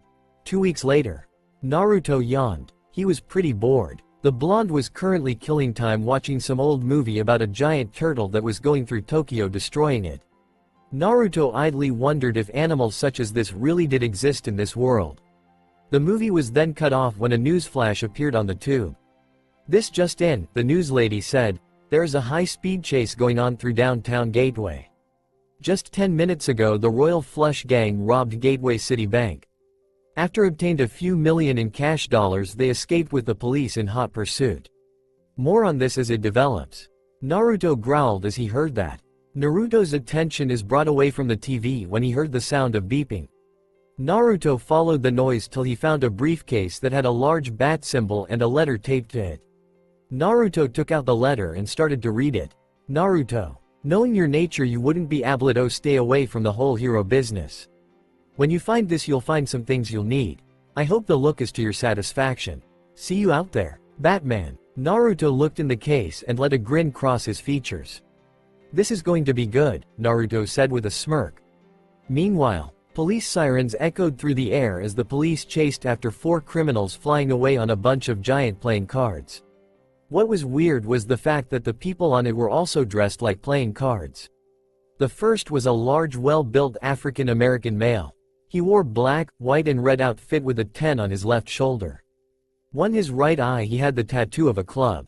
His boots and gloves were black and had white at the top that had a club symbol on them. The second was also male. He wore a white jumpsuit with black going down his chest, black gloves with a red line at the edge and black boots on his feet with the same look. Around his waist was a red belt. His face was covered by a cowl that had a funny-looking hat on his head. The third male wore a black shirt, long white pants and boots with a red royal-looking robe. In his hands he held a cane and on his head he wore a metal skull cap with a club on it. The fourth figure was the only girl. She wore what resembled a red one-piece swimsuit with high white boots and gloves. Her hair was apparently dyed white and she had a club symbol tattooed on her forehead. Jack, the girl said, the next time we rob a bank, don't pose in front of the security cameras. Jack, the boy in the black and white jumpsuit, looked at his female teammate and said, I can't help it, Queen. This face was made for TV. The largest male said, yeah, if it was a horror show. Jack glared at the larger male who simply sent a grin right back at him. Knock it off, you two, the man with the cane said, we got to lose these rent-a cops before we get sent back to jail. The others all nodded. The group then spun around a corner and hid in an alleyway. The cops went right past them. Suckers, King, the guy with the cane said. A voice said, who you talking about? The 4 turned around to see a guy standing on a wall. Literally standing perpendicular to the wall. From the voice they could tell he was about 16 years old or so. He was wearing black body armor with crimson areas on the shoulders and chest. The armor on his chest was tight, showing the muscle underneath. His arms had metal ebony gauntlets with titanium claws on the hands. His pants were tight and looked like they were made of cloth. On his feet was a pair of black boots that, unknown to them, had metal insoles that were impervious to heat and magnetism. His head was completely covered by a cowl keeping them from seeing his hair. He wore a black and red, almost demonic-looking fox mask. Around his waist was a crimson belt that had multiple symbols on them. Over it all he had black trench coat with the sleeves torn off and the image of the astral Rinnegan on the back over the kanji for the word justice. Who are you supposed to be, tough guy? Ten asked, glaring at the boy. I haven't really got a name yet, the masked man said. Besides, I believed you were supposed to give your name first? The man said, call me Ten. That's Jack, King, and Queen. Call us the Royal Flush Gang. The boy cocked his head to the side and said, I'm not really impressed. Just a bunch of teens in desperate need of a whooping. Ten scowled and said, oh yeah? Well then, show me what you got. The teen grabbed a nearby dumpster and lifted it with ease before chucking it at the fox masked man. The stranger simply stood on the wall before holding out his hand. The dumpster stopped in mid-air, shocking everyone watching. The masked boy then closed his fist and the whole thing was crushed into a tightly compressed ball before falling to the ground with a loud clunk. Nice strength, the masked boy said. I'd be more impressed if you knew what to do with it. The masked man jumped down and looked right at Ten before saying, let me show you how to really use one's strength. The boy shot forward and extended his leg into a sidekick. The impact hit the large teenager in the stomach, making him double over and cry out in pain. Ten was sent flying away and crashed into a car parked on the other side of the street. Ten clutched his stomach and yelled out in agony as he, for the first time in a long time, felt pain. Queen whistled and said, not bad. It looks like we're actually going to have to try. Queen held out her hands and sent a bunch of metal objects from the alley, crushed dumpster included, and sent it flying at him. With surprising agility the boy moved through the debris and Queen suddenly found herself staring into the black eyeholes of the boy's mask. Queen cried out in pain as he felt a knee driven into her gut and then found that she was knocked off her feet and onto the ground by a vicious punch to the face. Just as she was getting up the masked figure got up and stomped on her head knocking her out. Before the boy could relish in victory he found himself bound. He spun his head around to see Jack had extended his arm and he now had his arms wrapped around his body biting his arms like an anaconda. The boy glared at the Jack. Jack grinned arrogantly and said, "What are you going to do now, pal?" The answer was for the boy's back to sprout two pairs of muscular-looking metal arms.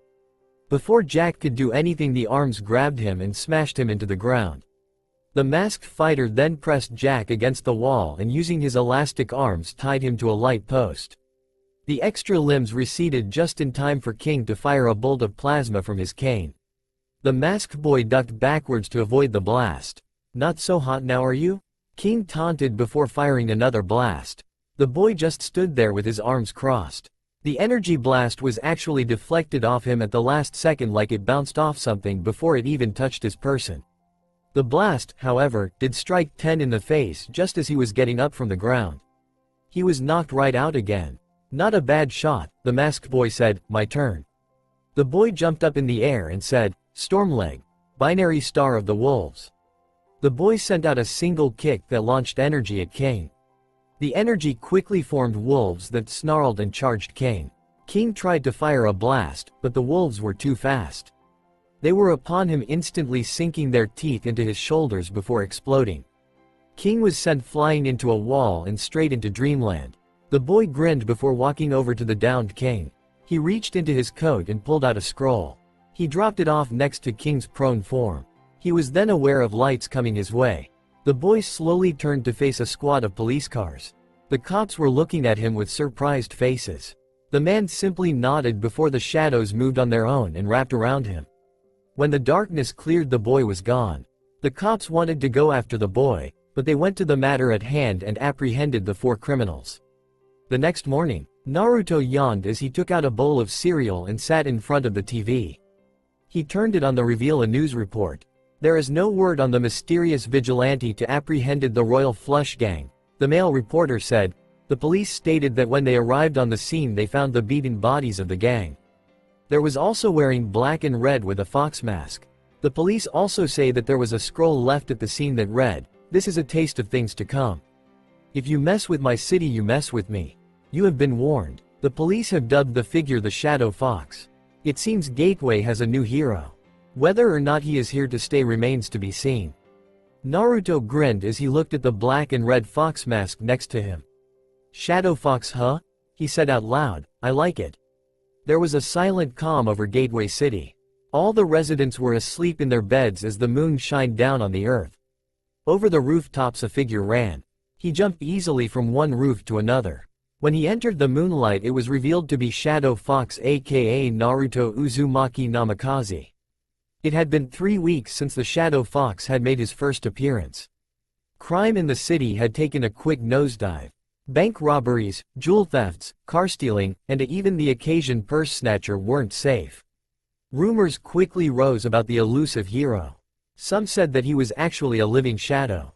Others said that he was a monster born of smoke and ash. Others actually said that he was a metahuman that had been enhanced by the government to have multiple powers. The rumors helped criminals stay low from the masked vigilante of Gateway. Though a few civilians were skeptical with him he quickly grew a fanbase. Luckily for his mysterious persona nobody knew where to find him. The masked blonde landed on another rooftop with surprising ease. He then stopped as he heard the sound of an alarm ringing. They never learned, do they? Shadow Fox asked himself as he looked toward the noise. He ran for the sound to find the National Bank. Why is it always a bank? The blonde asked. Do all the criminals in the city have one-track minds? With that the man vanished in a sudden swirl of darkness. He reappeared in the middle of the bank. To his shock the tellers were tied up and the vault was pried open. That's not what made Naruto suspicious. What made him suspicious was the fact that all the money was still there. I have a distinct feeling that I am about to be ambushed, Naruto said right out of the blue. At that moment there were multiple puffs of smoke as multiple ninja completely dressed in black wielding swords appeared. I knew I should have seen this coming, the boy said. At that moment a man walked up from the back. He wore a ninja outfit, only his face was shown. He was of Asian descent with no hair and a pair of black eyes that reminded him of Sasuke. Who are you supposed to be? Naruto asked with a raised eyebrow. The man said, I don't have to tell you, boy. I don't see why you caught my master's eye if you fell so easily into this trap. End him. The ninja brandished their weapons menacingly as they charged. Naruto simply jumped into the air to avoid the assault of swords. The boy descended on the first on and kicked him viciously in the head. The impact was heard throughout the bank. The body was sent flying into the wall with a loud crack. A lot more ninja charged at Naruto. The blonde jumped up and landed in a handstand on one of the ninjas' heads. Party table kick course. The blonde swung around and started kicking left and right. The attacks hit and sent one ninja by one flying. The blonde then jumped in the air before slamming the ball of his foot into the final one's head. The ninja were all on the ground clutching their aching body parts. The last few stood at the ready. Naruto placed his hands on his belt, causing puffs of smoke to form, revealing his dark and light swords. The fox-masked boy got into a stance and got ready to rumble. Bring it, boys, Naruto said, getting in a typical Nitoryu stance. The 5 remaining ninja charged at Naruto. The blonde swung his swords and yelled, "Two sword style, hawk wave." The gust of wind knocked them off their feet and into the opposite wall. 2 of them were knocked out while the other 3 rose up from the ground and got ready to fight again. The other 3 charged swinging their weapons. Naruto spun on his heel and slammed another kick to one's chest, shouting, "Ribs." The attack was strong and actually broke one of the bones, knocking the man clean out and sending him flying into the wall, actually busting through it this time. The last 2 charged. Naruto rolled forward and called out, "Two sword style, rhino cycle." He had his sword forward and pointed towards the ceiling before running forward and swinging both blades. The remaining pair of ninja cried out in pain as a long bloody streak appeared on their bodies, fell to the ground with a loud thud. Naruto stood up tall and swirled his swords before turning towards the bald man. "Impressive," the man said, jumping down. "Incredible strength and in swordsmanship." The blonde cracked high neck and said, "Now answer my question. Who are you?" The man bowed and said, "I am called Yubu. I was sent by my master the demon." Naruto growled and asked, "Who is this master of yours?" The bald man said, "You will learn soon enough." Naruto then asked, "Why don't you tell me anyway?" Naruto sealed his swords and charged at the man. The man quickly threw out a small bag that exploded in Naruto's face, making him cry out in surprise and curse at himself for not seeing that coming. The boy's vision blurred and he fell backwards onto the ground. Plenty of ninja appeared as Yubu said, "Get these weaklings back to the lair. Take the boy and place him under guard. Remove his belt as well. It seems that is where he is keeping his main weapons." Later, Naruto groaned as he rose up from a very soft surface. He looked down to see he was on a cot. He looked around to see he was in a dungeon of some kind. The boy immediately grabbed his face to see that his mask was still on, much to his relief. He activated his astral Rinnegan to see that there were multiple guards placed at the front of the door. He groaned and looked around. There were no vents, ducts, or anything that he could use to get out of the room and out of wherever he was. He could just use his powers, but that probably attract a lot of attention. He knew he could take a lot of people on, but he didn't want any unnecessary attention. Naruto sat down on the cot and sighed.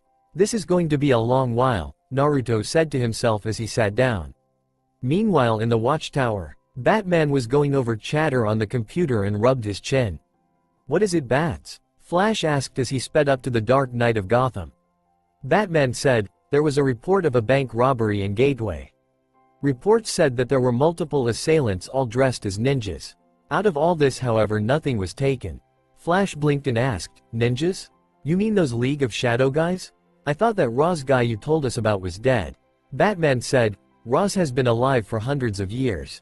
I really doubt he's going to die anytime soon." Flash blinked and said, "You don't think that they got the jump on the kid, do you?" Batman answered, "It's a chance. When I gave the kid his costume, I put a tracer in the mask should he get in over his head and should he go rogue." The Batman rose up and said, "I'm going to find him."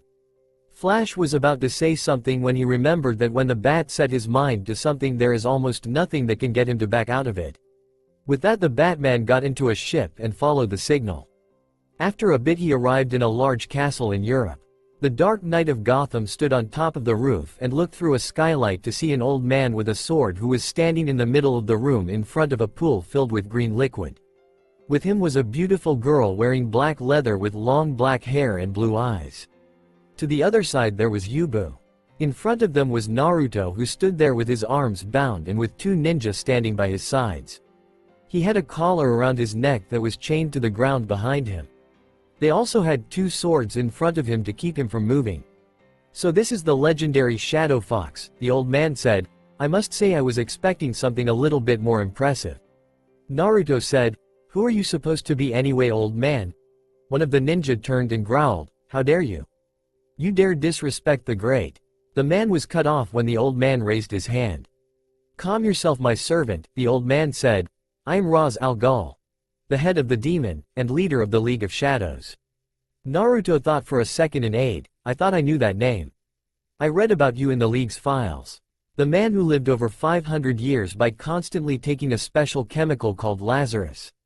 The old man gave a rare grin and said, "Now that introductions are out of the way, I shall cut right to business. You see, my boy, with each use of Lazarus my body grows weaker and the effects aren't as strong as before. I am in need of an heir. I've heard of your strength, child, and you are a candidate." Naruto looked at the old man with a raised eyebrow. He noticed a slightly angry look on the girl's face. "Why not have her do it?" the masked boy asked. "She looks like she can handle herself. Why don't you give control of your league to her?" Raz said, "I do not believe that woman's touch would be effective in this organization." Naruto shook his head and said, "In other words, you don't deem her worthy of taking on your legacy." Typical male thought. "And I should know I am a guy." Ra's face turned into a scowl before he suddenly turned and said, "I know you are their detective. I've gotten used to you sneaking in." The skylight broke and Batman dropped down into the room. The two ninja guarding Naruto suddenly found themselves in the middle of a choke hold before being slammed together. Naruto then grabbed the collar around his neck and broke it. The blonde scooped his belt up and reattached it. He looked at Yubu and said, "We got a score to settle, Baldy." Yubu charged at Naruto. The blonde simply activated his eyes before holding out his hand. Yubu was lifted off the ground by some invisible force. The man was then thrown into the wall. The others in the room looked on in shock except Batman, who was looking on interest. All the ninja in the cast SL appeared in blurs surrounding them all. "Oh brother," Naruto groaned, "we do not have time for this." Naruto focused his power. Behind his masks his eyes turned completely black with only white slits for pupils. There was an incredible killing intent that flooded the area around him. Batman suddenly had a problem breathing, as did the girl and Roz. Just as soon as it came, it stopped. The ninja in the room and throughout the castle fell to the ground unconscious. Naruto then held out his hand and said, "Heavenly push." The girl and Roz were sent flying out through the window and hit the ground with a hard thud. The two rose up just in time for glowing blue chains to burst up from the ground. The chains wrapped around them tightly. Naruto and Batman stood in front of the two. The pair of criminals looked up to the Batman and Shadow Fox. "Hey Bats," Naruto said, "would handing these guys over to the police actually work?" Batman said, "Roz would find a way out. He always does, one way or another." Naruto looked at the old man and his daughter and said, "Then maybe it is time we take care of this problem at the root." The multi-dimensional blonde then turned around and faced the castle. The blonde then focused his powers and the ground started to shake. The air around the castle distorted and the whole thing started to crumble. The entire place shook before finally collapsing on itself. To the shock of everyone, it compressed into a large sphere. Naruto then let the stone ball drop to the ground. Even Batman was shocked. He knew from watching him before that Naruto had powers over gravity, but that was completely insane. "Now for the final touch," Naruto said as he approached Roz. The man stood over the old man and placed his hand on his forehead. Chakra covered Naruto, forming a white layer of energy over him both. Naruto winced behind his mask as he felt himself weakening a bit. Roz fell to the ground in pain. "Father," the girl yelled. When Roz arose, Batman and the girl were shocked. The man was younger now. The gray highlights in his hair were gone and his hair was now completely black. What age showed on his face was now completely gone, revealing a younger man. The chains dispersed as Naruto said, "Go. I gave you your life back. Live your life with your daughter like you should have years ago." With that, the fox masked boy turned on his heel and left. The girl looked up at Batman and said, "Are you still going to turn us in, beloved?" Batman looked at the woman and said, "No. While I condone your father for what he's done, I can't allow you to go to jail as well. Start over with your father, Talia. It will do both of you some good." With that, the normally emotionless man left the woman who grabbed her father and the two left. Batman turned to Naruto and said, "Are you alright? And are you sure that was a good idea?" Naruto said, "When I read up on the League of Shadows, I learned that the Lazarus formula was eating away at his mind. When I restored his youth, I also restored his mind. I don't think that you'll have to worry about that anymore." Batman said, "And the castle?" Naruto said, "I know you don't really approve of the crushing them, but it needed to be done. I don't expect you to agree with that. It's how I was raised to fight. If it's any consolation, it was painless for them." Batman didn't say anything else. He just kept on walking. Meanwhile, in darkest regions of space there was a flash of dark crimson. A large portal opened up and a dark fog came through, hiding a dark ship. Inside the ship we see a long table with 8 figures sitting around it. All of them were hidden by darkness. The one most notable sat at the head of the table with the fanciest chair. An image of Earth appeared and the leader said in a dark thundering voice, "So this is Earth. What can you tell me of this world?" The man closest to him stood up and said, "My liege, this world is filled with multiple meta-humans, as they call them. Each of them has an incredible power, such as great strength or speed. Those that don't have powers have technology to help. Out of all of them, 2 stand out." An image of Naruto and Superman appeared. The old one, the man continued, is called Superman. He has shown powers such as flight, extreme strength, optical enhancements, thermal decreasing breath, super speed, as well as enhanced senses. The second one is called Shadow Fox.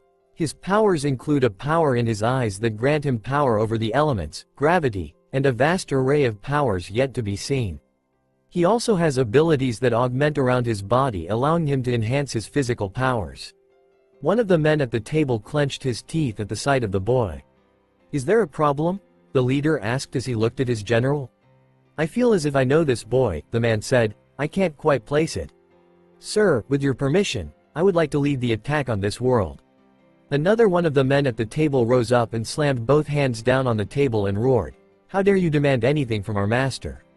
The leader rose up and growled, "Silence. Very well, you shall lead the attack. However, should you fail, well, you know the price for failure." The leader held up a skull in his hands before crushing it in his mighty grip.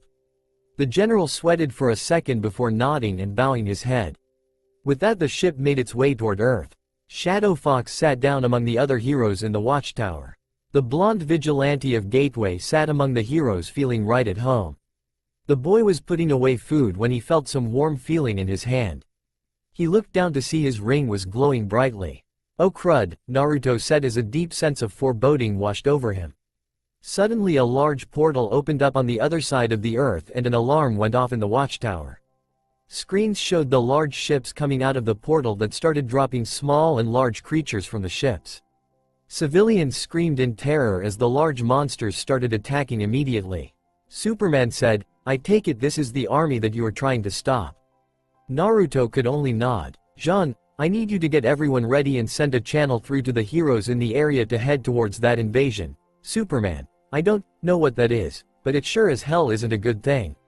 Naruto ran over to the teleport pad as well as a good deal of other heroes and vanished in bright flash of light. At the invasion site, the heroes and Naruto appeared in flashes of light just in time to avoid getting crushed by a giant claw. One of the gargantuan monsters snarled angrily. The monster swung another arm and came close to crushing Naruto. Luckily Atom was one of the guys. The scientist used one of his tools to turn himself into a giant, something he wasn't used to doing, and caught the large claws. One sword swing later, the monster was roaring in pain as its arm was sliced clean off. Naruto jumped and swung his sword down, slicing the monster's head clean in half. The monster's roar got the attention of the foot soldiers of the group. They were about the normal size of a grown man covered in black armor with a multitude of weapons ranging from swords, to spears, to maces, to actual laser guns. The aliens with lasers opened fire. The group of heroes dodged the attack. One of the heroes, Blue Devil, shot forward and started swinging like crazy. A few impacts later and a giant pitchfork stabbing the drones were all down. "Nice moves Big and Blue," Shadow Fox said. "Now let me show you a real piercing technique." Naruto jumped up facing against a squadron of them. The mouth of his mask split opened like a normal jaw as Naruto held all three of his swords. Three-sword style. 108-pound cannon. The three swords swung and sent a wave of energy that sliced through a bunch of them like paper and exploded with intense power. The explosion obliterated a few of them, but got the attention of their apparent leaders. These guys were about twice the size of a normal human with armor that actually seemed like samurai armor. They were also sporting some samurai swords that completed the look. The swordsman charged forward and met with a loud clang against Naruto's own weapon. Naruto threw up his heels, sending the man flying upward like a rocket. Naruto jumped up and yelled, "Two-sword style. Double slash. Tower climb return." The double slash sliced the man in two. As his body crashed to the ground, it slowly turned away into dust, just like the other ones that had been destroyed. "For a supposed unstoppable army, these things aren't really that strong," Naruto said. At that moment there was a loud thudding.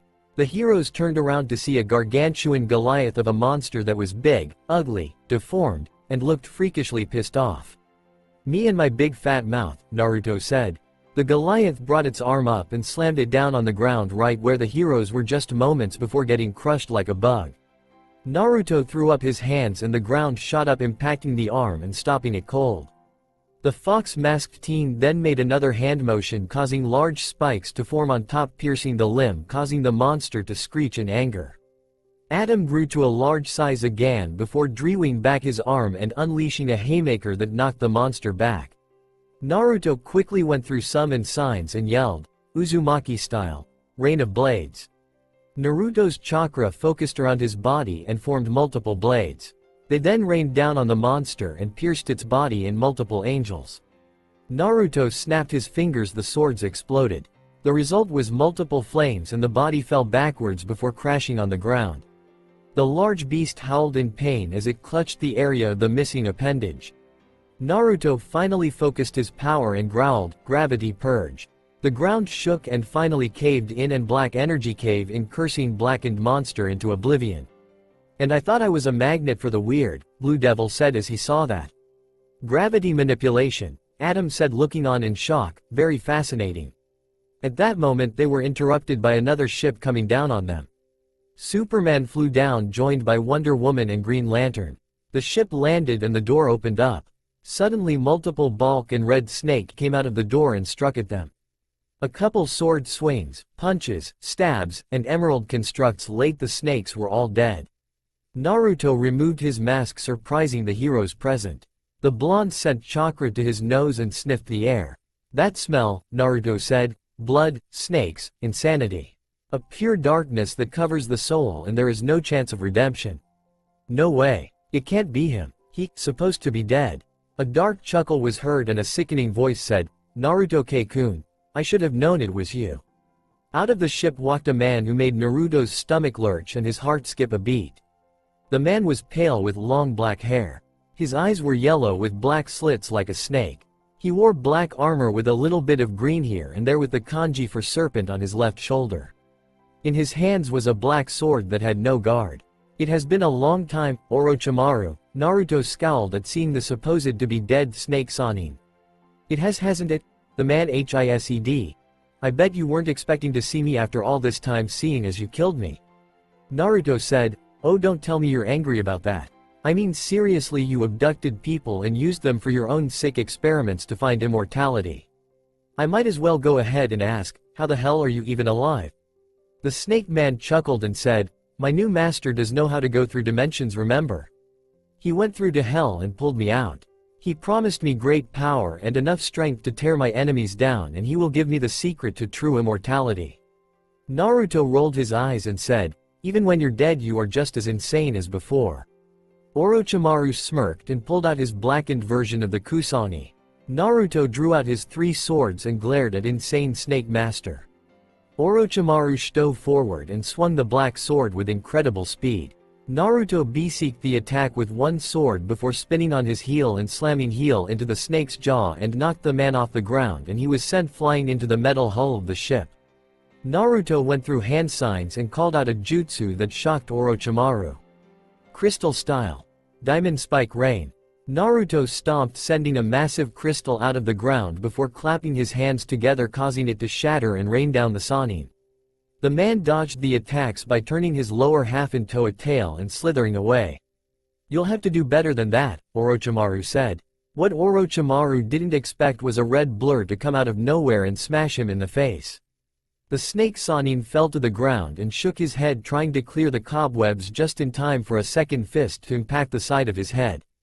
"You really aren't that tough for someone who's supposed to be really tough," Flash said as he vanished in a blur of speed again. 3 more fast blows hit the snake Sannin in the chest, knocking him backwards. When another attack came, the insane man's shadow came to life, forming a hydra that wrapped around the superhero's shadow and started to crush it, effectively crushing Flash.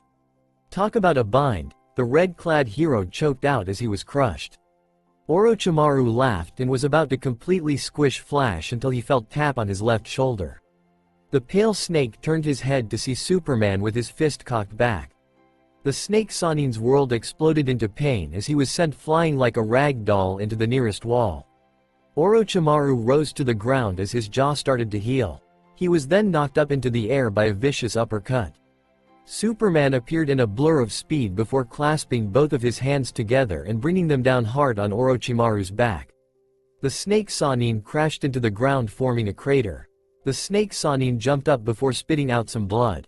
"Such power," he said, "this should prove interesting." The snake Sannin shot his head forward with his neck extending. He bared his fangs and sank them into Superman's neck.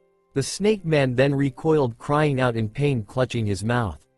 "There's a reason that they call me the Man of Steel," Superman said before taking a breath and blowing, sending the snake man away in a gust of wind. As the snake man rolled, he was suddenly enveloped in a green color. He found himself wrapped up in a giant green hand. He followed the trail to see Green Lantern and Hawkgirl. GL threw Orochimaru into the air while Hawkgirl shot forward and slammed her mace into the snake man's face, sending him flying again. This time though, the snake Sannin shot a pair of snakes out of his sleeves and wrapped them around Hawkgirl, with the snakes wrapped around her tightly. Using her strength, Hawkgirl threw the snake towards Wonder Woman, who caught the man in her lasso and tugged. The force behind it ripped the snakes off Hawkgirl. Just as Orochimaru got close, he pulled out the black Kusanagi and swung it. The blade met the Amazon's bracers and was deflected.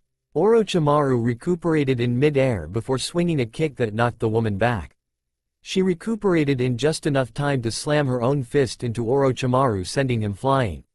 Orochimaru rolled across the ground before catching himself. He looked up to see Naruto floating above them. The blonde called out, "Storm leg!" Confusion. The energy blades rained all around Orochimaru. The snake pulled the same trick from before and turned his lower half into a snake tail. He avoided most of the energy blades, but one got his shoulder, slicing off his arm. Orochimaru glared at Naruto before ditching his body.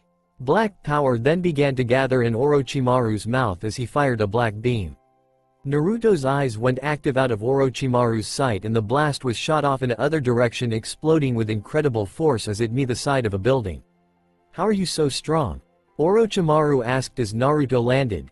"You only managed to beat me before with the demon's power, and now you are able to keep up with me easy with those friends of yours." Naruto scoffed and said, "I haven't exactly gotten weaker in the 3 years that you've been dead, Orochimaru. On top of that, I got my own surprises. Speaking of which, I believe I owe you for taking away my sister and for killing my uncle with one of those damned curse marks." Orochimaru grinned and said, "Come then, boy." Naruto said, "You guys stay out of this. I'm going to turn this snake into a pair of boots." The other heroes present looked a little unsure. Orochimaru shot at Naruto, swinging his sword. Naruto blocked the attack with one of his own swords as he sealed the other two away. The two met again and again, with the clangs of clashing steel met again and again. Finally the two stood at a stalemate. "I have to admit, "You're giving me more trouble than I thought," Orochimaru said. "At least now I have a good reason to kill you." Orochimaru shoved Naruto off before going through his own hand signs. Wind style. Great breakthrough. Naruto manipulated the wind and the attack dispersed harmlessly. Orochimaru glared before noticing Naruto's activated astral Rinnegan. He blinked and in that moment they were gone. Orochimaru played it off as a trick of the light on his eyes. At that moment Naruto was on him with his fist cocked back. Stern beast. The impact of the fist sent Orochimaru reeling with the blow and made him stumble. Naruto wasn't finished yet as he drew back his sword and power collected in the blade. One sword style. 360-pound cannon. The energy wave from Naruto's sword sliced through Orochimaru's arm. Before he could ditch his body, Orochimaru found himself doubled over. Naruto's sword lay stabbed into the ground while Naruto was on top of Orochimaru. The blonde unleashed a flurry of blows. Naruto's body glowed with white and gold markings signifying he was using the strength technique that Chikara taught him. Naruto then jumped backwards before running forward and throwing out a sidekick. Anti-manner kick course. The powerful kick slammed into Orochimaru's stomach, sending him flying through the air and into the wall of nearby building, which happened to be a bank. Orochimaru continued flying until he crashed through the bank's vault door and hit the ground in the vault. Naruto let out a deep breath as his marking receded. Meanwhile, Orochimaru crawled onto his stomach and spat out some blood. The pain he was feeling was unreal. "I don't understand," the snake Sanin thought. "Before he only managed to beat me with the power of the Kyuubi and now I'm in terrible shape and he's more powerful than ever. It must be those eyes. It looks like I'll have to resort to that technique after all." Orochimaru made a few discreet hand signs as Naruto walked into the bank. Naruto cocked his head to the side as Orochimaru opened his mouth. Formation of 10,000 snakes. A great deal of snakes shot out of Orochimaru's mouth. The snakes flooded forward with some having bales extend from their mouths. Naruto thought quickly and jumped on one hand before he started spinning on it. Chakra collected into his legs as he spun on hand like a top. As the energy formed a circle, Naruto yelled, "Storm leg, severing cut." A massive circle-shaped storm leg shot out, destroying the snakes, the walls around him, as well as slicing through Orochimaru's neck, severing his head. Naruto stopped spinning and landed on the ground. Naruto wobbled a little bit dizzy from the experience. Naruto grinned and started to walk away when he heard the sound of some moving. He spun around just in time to be on the receiving end of a large, white, serpentine tail. Naruto crashed into the street where he jumped up and rubbed his now aching back. The boy looked up just in time for the walls to break apart. Out of the building came a large white 8-headed hydra. "Look upon me, boy," said all 8 heads in unison with Orochimaru's voice, and no true terror. "This is my strongest technique, the Hydra assimilation technique. Now die." All 8 of Orochimaru's heads shot forward. Naruto quickly performed a gravity chakra-enhanced moon step to avoid the head, but was caught by surprise when Orochimaru's tail shot up and slammed into him, knocking him backwards. Naruto caught himself and moved again to avoid one of the heads shooting a black energy blast at him. As Naruto caught himself in mid-air with a moon step, he drew back his leg and called, "Storm leg, victorious bird."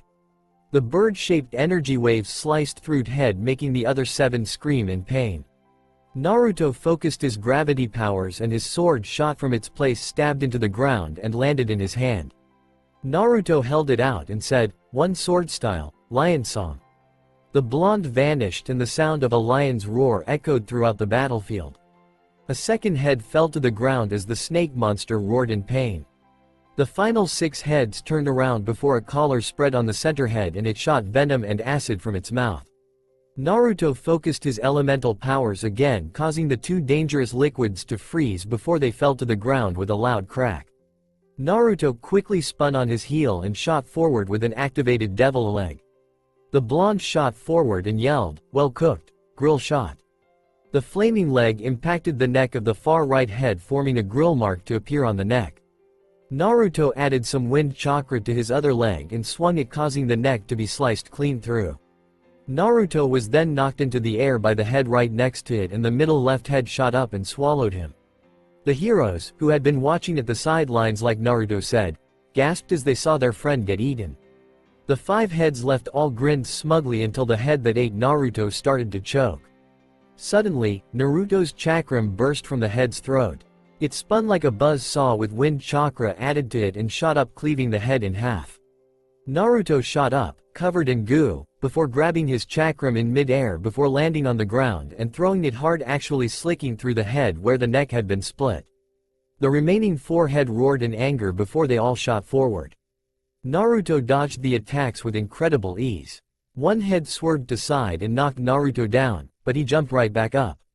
Naruto turned his head back to see a car. He grinned before back-flipping onto the vehicle.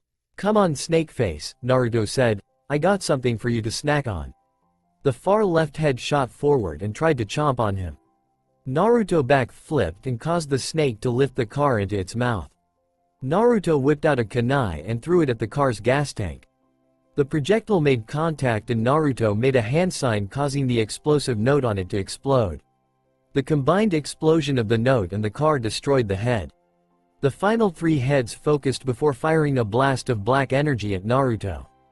Naruto back-flipped and avoided the main blast, but the wave of it knocked Naruto backwards. Naruto caught himself, but the right head shot forward and wrapped around him, started to squeeze. Naruto growled as he focused his power, and before gravity on him lightened and he flew into the air.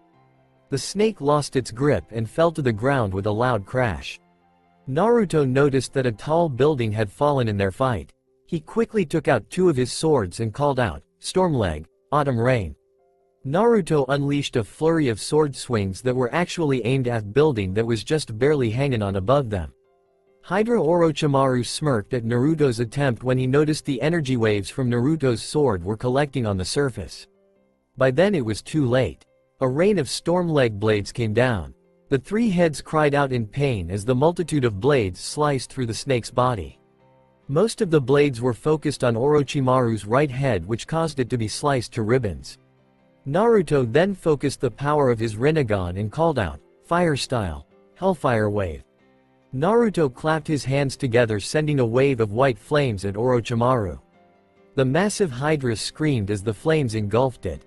Naruto grinned until he saw the snake burning away. Correction. The snake's skin was burning away. The ground shook and Naruto found himself in the snake's mouth again. "Seriously, this is getting old," Naruto said. "He does this to me at the Chunin exams and now I have to deal with this twice in one day." Naruto's eyes flashed as he sucked the chakra from the snake's head. As this was happened, the center head could sense this and actually it into the last head's neck with powerful acid, causing it to become severed. Naruto landed on the ground and glared at the remaining head. The snake shot forward as Naruto quickly formed 3 clones. One went through hand signs and yelled out, "Uzumaki style, chain and sword binding." Chakra chains shot out of the ground and wrapped around the snake's body, pinning it. If that didn't hold it, chakra swords formed in the air before coming down and pinning Orochimaru to the ground and holding tight. Meanwhile, the original Naruto and the second clone were holding their hands out towards each other. A sphere of chakra started to form. It started to form a Rasen Shuriken, but the chakra started to turn red, meaning it added the power of fire chakra as well.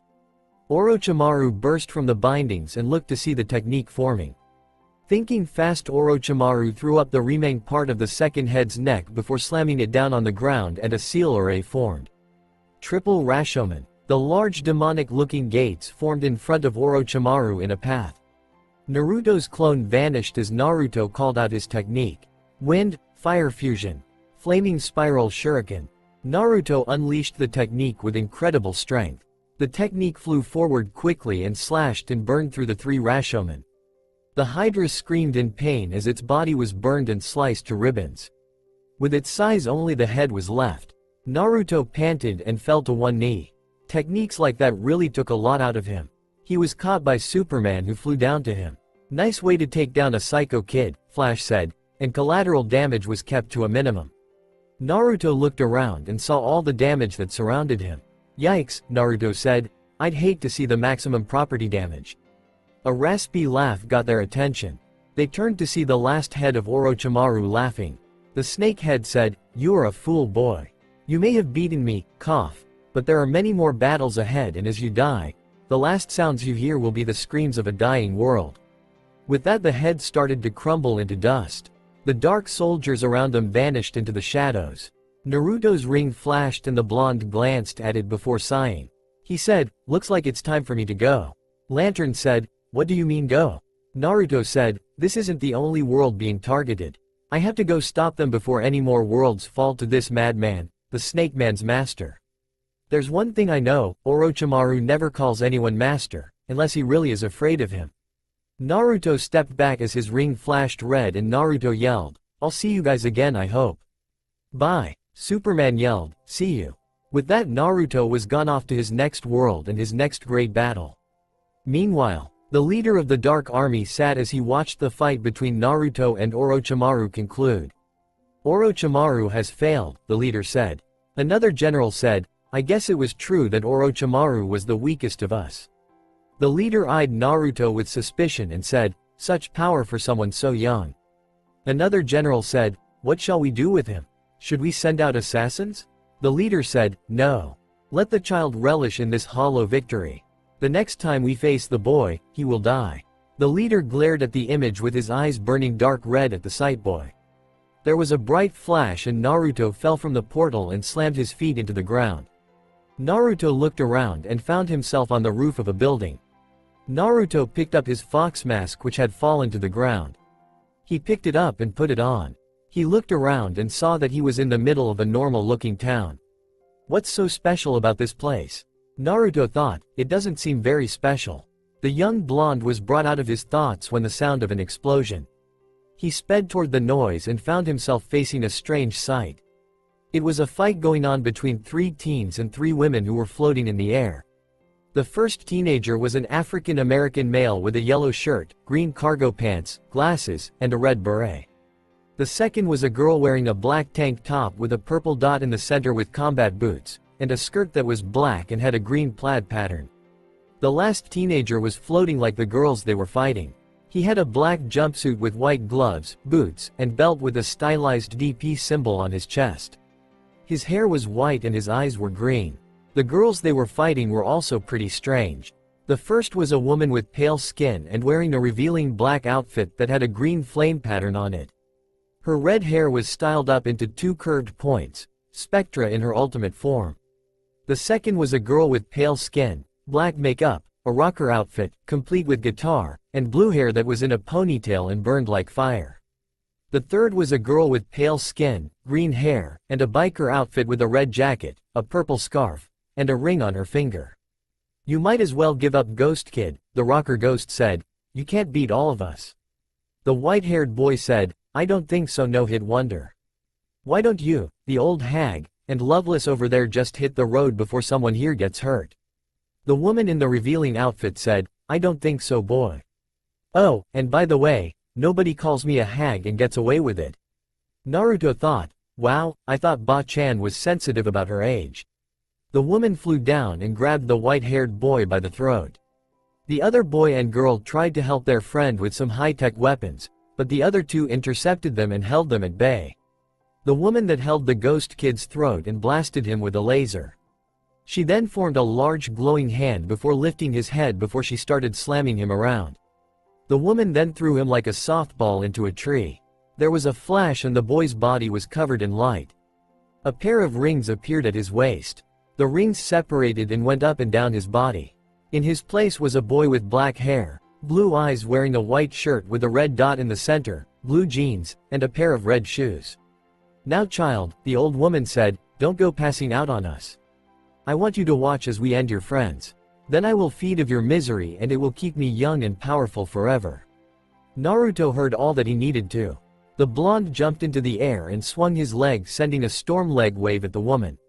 The woman processed the attack too late as the blast slammed into her back, making her drop the boy and scream out in pain. Everyone looked up to see Naruto, who was setting his leg down. Naruto said, "Why don't you pick someone your own age, granny?" The woman snarled and said, "What did you call me?" Naruto repeated, "Granny." The woman screamed in fury and flew up towards the blonde. She pulled back her hand with her nails sharpening. She swung it hard. Naruto vanished in a blur of speed. The woman looked around with a slight look of confusion. The tours were shocked. The rocker ghost suddenly yelled, "Spectra, above you."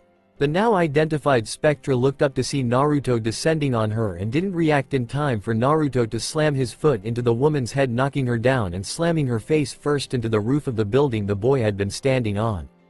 Everyone was staring in shock at the boy's inhuman strength and speed. Naruto glanced at the other two girls and said, "Next." The rocker ghost shot forward and swung her guitar like a club. Naruto jumped over the weapon and landed behind her. The blonde landed on his hands and performed a mule kick, sending the woman stumbling forward. Naruto called out, "Neck." A powerful kick slammed the woman's head to the ground and then raised his leg and said, "Shoulder." The powerful kick slammed into the woman's shoulder and then spun around on his heel and faced the other girl. She gulped loudly as she felt the boy's masked eyes glared at her. Naruto cracked his knuckles, said, "Are you really going to try?" The girl brought her hand to her mouth as if she was about to blow a kiss. Naruto suddenly felt his danger sense trigger. As she was about to move her hand, she felt the cold steel of one of Naruto's swords at her throat. "I wouldn't if I were you," Naruto said in a cold tone. The girl gulped loudly before she backed away and ran for her friends. She picked the two up, with a little difficulty, and flew off as fast as she could. Naruto turned around and faced the three teenagers who were looking at him with complete and utter shock. Naruto said, "Could you three stop staring at me? It's starting to get pretty annoying." The trio stopped staring before they stood up. The boy who had been flying a minute ago looked at Naruto suspiciously. "Who are you?" the kid asked. Naruto said, "Manners dictate that you should give your name first." The boy scowled and said, "My name is Danny." "You are?" The blonde nodded and said, "My name is Naruto." The girl said, "I'm Sam. The other guy is Tucker." The boy nodded in confirmation as he heard his name. Danny looked at him and said, "What are you?" Naruto removed his mask and said, "Someone you should never piss off." "Now then, I believe it would be a good idea for you three to go home." Sam said, "Yeah, it would be a good idea for us to get home. It's almost time for Danny to get home in time to meet his curfew." She looked up at the large clock to see that it was 9:45. Danny paled and started to panic. "How good are you three at giving directions?" Naruto asked suddenly. The three looked at each other and Danny said, "We're pretty good at it." Naruto grinned before forming a pair of shadow clones. One grabbed Sam, one grabbed Tucker, and the original grabbed Danny. They all rushed off in different directions. After a few minutes of running, the three wound up at Shu. When they arrived, the Naruto clones dispersed into smoke. When the original Naruto arrived at the Danny's house, Naruto was shocked when he saw a huge metal object attached to the top of the roof of a large building. Danny and Naruto entered the house before Danny yelled, "Mom! Dad! I'm home! And I brought company!" The sound of an explosion came from the basement. Naruto was then presented by two people coming out from the basement who he presumed to be Danny's parents. Danny's father was a very large man wearing an orange and black jumpsuit that reminded Naruto of the outfit he used to wear before the Chunin exams back in Konoha. The woman was shapely, and wore a blue and black jumpsuit that hugged her figure. She had her hood down, revealing aquamarine eyes and brown hair. "Hey Danny," Danny's mother said, "Who is your friend?" Naruto held out his hand and said, "Naruto. I'm new in town." The woman shook his hand and said, "Nice to meet you. I'm Maddie, Danny's mother. This is my husband Jack." Jack held out a large hand and Naruto shook it. "What brings you here, Naruto?" Jack asked. Naruto said, "I found your son getting messed with a few unsavory characters. I intervened and brought him home." Maddie said, "Thank you for bringing my son home. Speaking of which, don't you have to go somewhere?" Naruto sighed and said, "Not anymore, I don't." That caught the three by surprise. "You're an orphan?" Danny asked. Naruto answered, "My parents died when I was little. After I reached an age that I know no one would adopt me, I left and I've made my own way in the world." Maddie said, "I'm so sorry. You can stay with us for a while, we have a spare room we use in case my sister ever comes over." Naruto looked at her and said, "I wouldn't want to impose." Maddie slapped Naruto on the shoulder and said, "Nonsense. It wouldn't be imposing. Besides, I'm not about to leave a young boy out in the cold to freeze." Naruto nodded and aid. "Thank you for your hospitality, ma'am." With that, Naruto and Danny went upstairs after Maddie instructed the boy to help Naruto set up his room. "What part of that was true?"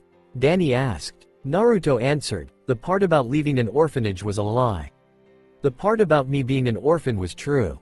Danny said, "Sorry man, I just wanted to make sure.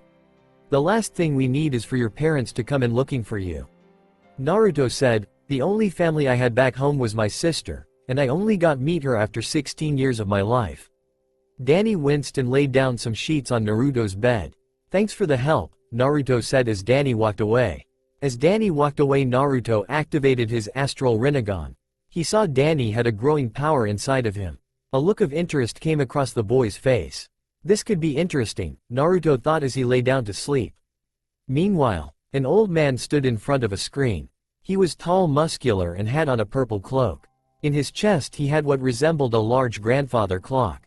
This man was Clockwork, the Ghost Master of Time. He glanced to the side to see a dented-up thermos that had the image of an evil face on it. Clockwork sighed as memories assaulted him. Over a month ago Danny had faced a dark future and had stopped it. Inside the thermos was his future evil self, Dan Phantom. After the fight Danny had gotten tougher and much stronger. Clockwork turned to the screen with a small grin. He saw multiple images on the screen that had older versions of Danny, all with different futures. Then something happened that shocked Clockwork. One by one the futures started to vanish. What is this? The Master of TM asked. A voice answered, something unexpected, my brother. Clockwork turned around to see an exact copy of him. He was just as tall as Clockwork with blue cloak and a staff that had a globe on it. He had a scar going over his left eye. What do you mean by that? Clockwork asked. Clockwork's brother answered, it seems a person from another dimension has arrived.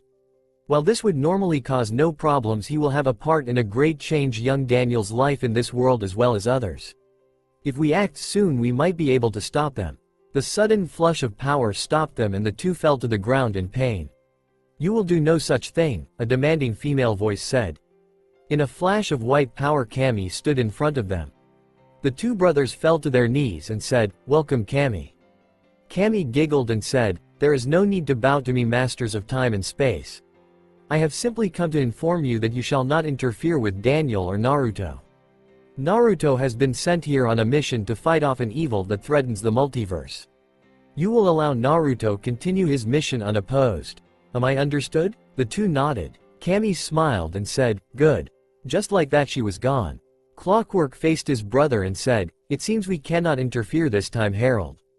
Harold nodded and said, yes.